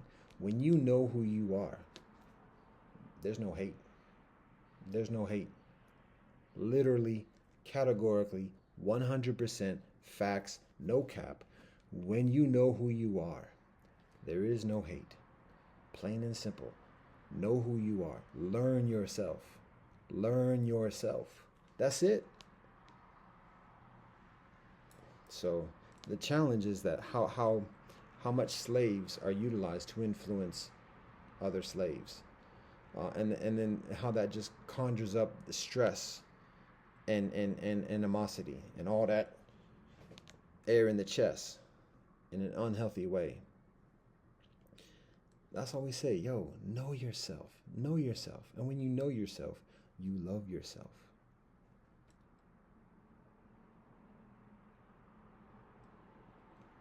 Plain and simple. And there's no hate. There's no hate. Plain and simple. Oh, you want to be half black? Oh, let me teach you. Plain and simple. You don't like that master's whip? That's a whole nother topic. But whose fault is that ultimately? We have a choice. We don't have to eat the food. We can run. Yeah, there might be consequences. There might be strings, ropes from trees, and across train tracks, and additionally, but we have a choice. And ultimately, the only people we got to blame is ourselves. We don't have to be nobles chained to each other, walking into the shores of the Atlantic Ocean. We don't have to do that. But just recognize we have a choice. And don't get mad at others for whatever it is. Hate not the struggle, for it is God's gift. Hate not the struggle, for it is God's gift. That's a gift. Shared.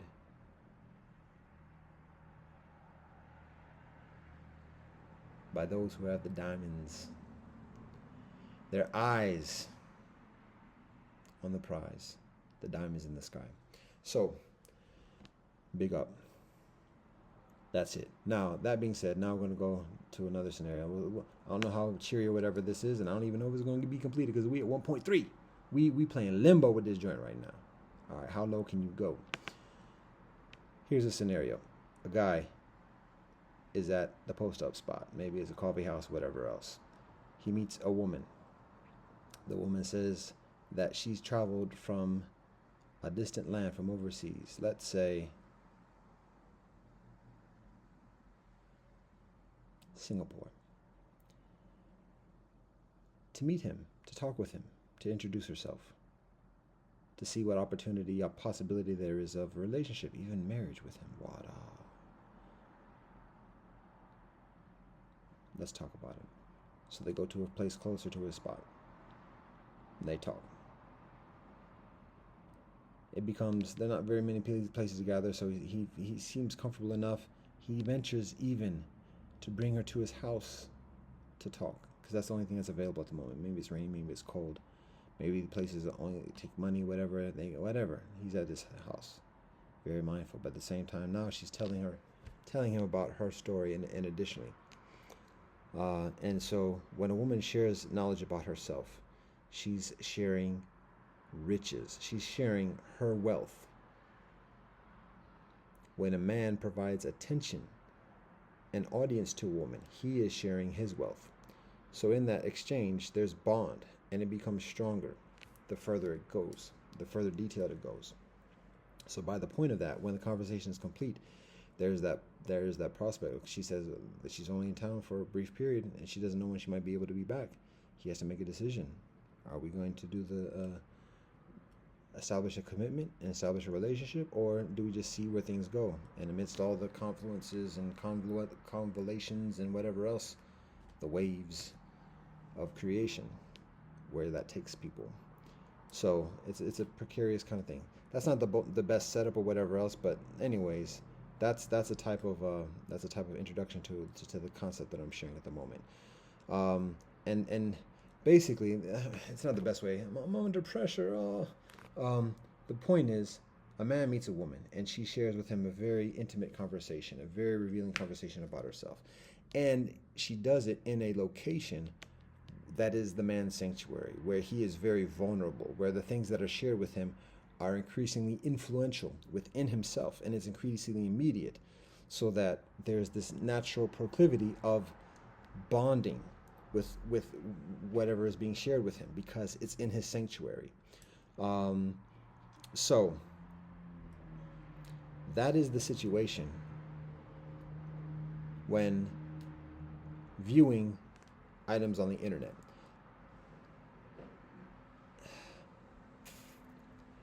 There is that type of immediacy and that genuine bonding, even when it's comparatively anonymous, when there's an actual absence of actual direct contact, communication, particularly with the cosmic sense and the sixth sense and telepathy and all those levels of communication. The point is the amount of intimacy that is established in a very distant way, that causes a certain schism in the experience of relationship itself. Because on one hand, like, a man knows all this information and details and history about a woman who I'm supposed to set it up better. I'm supposed to talk about how part of what the woman shares is like her life story and like, but also her vulnerabilities, what she's yearning for, her need for relationship and partnership. And additionally, some of this is what she says explicitly. Some of it's said just through reading between the lines and just knowing like the ways of women. And additionally, so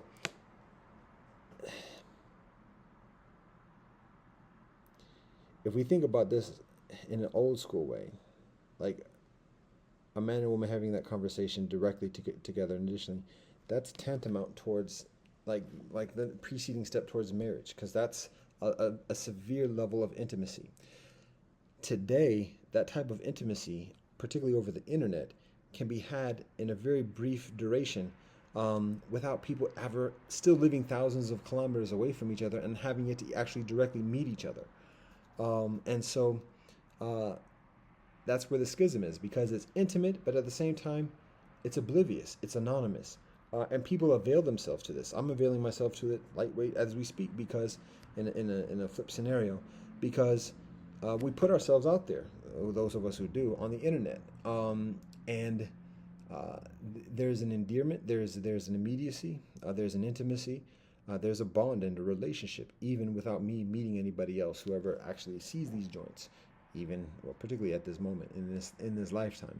So, point is the schism between the very very intimate and then the very distant experience simultaneously had, and then the intermediary, those who facilitate the communication, the connection, who allow it to continue, who don't allow it to continue, who provide obstruction, who guide it or veer it in different ways.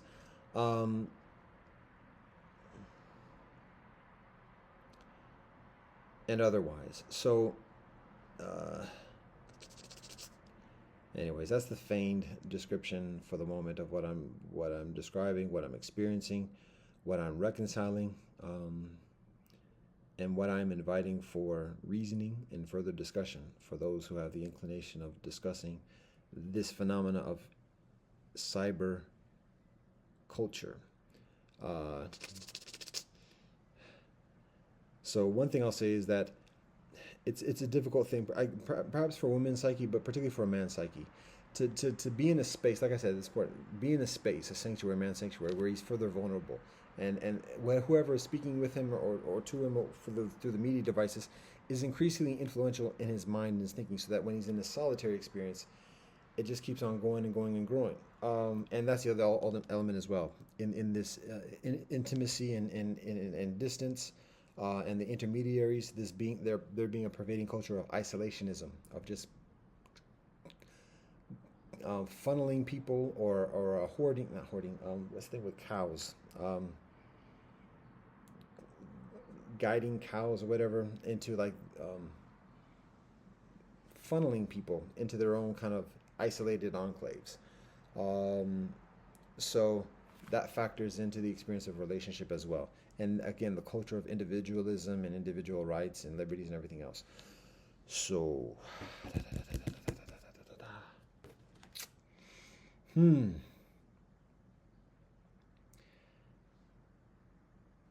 the consideration is what to do, and to recognize what's being done, what is being done, not just what's being done by others, but what's being done by ourselves, and what to do from this.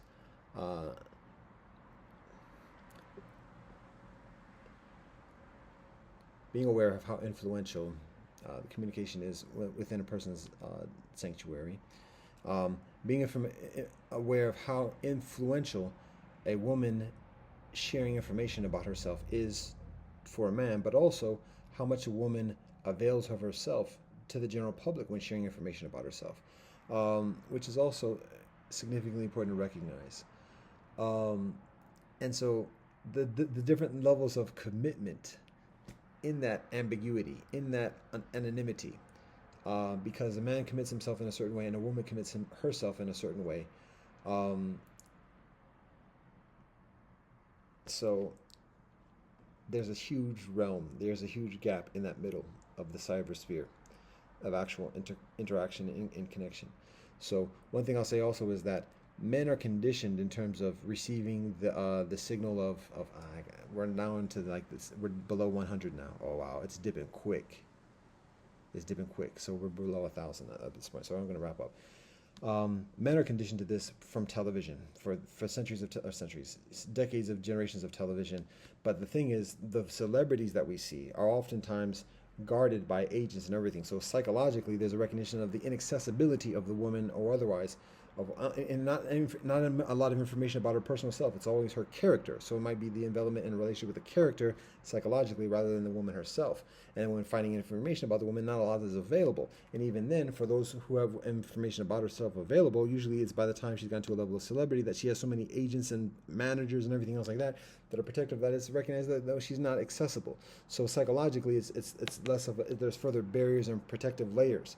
Now with the internet, there's the perception of like just regular women who don't have all these barriers and everything else like that, who reveal self, who have this notion of the lady next door, the girl next door.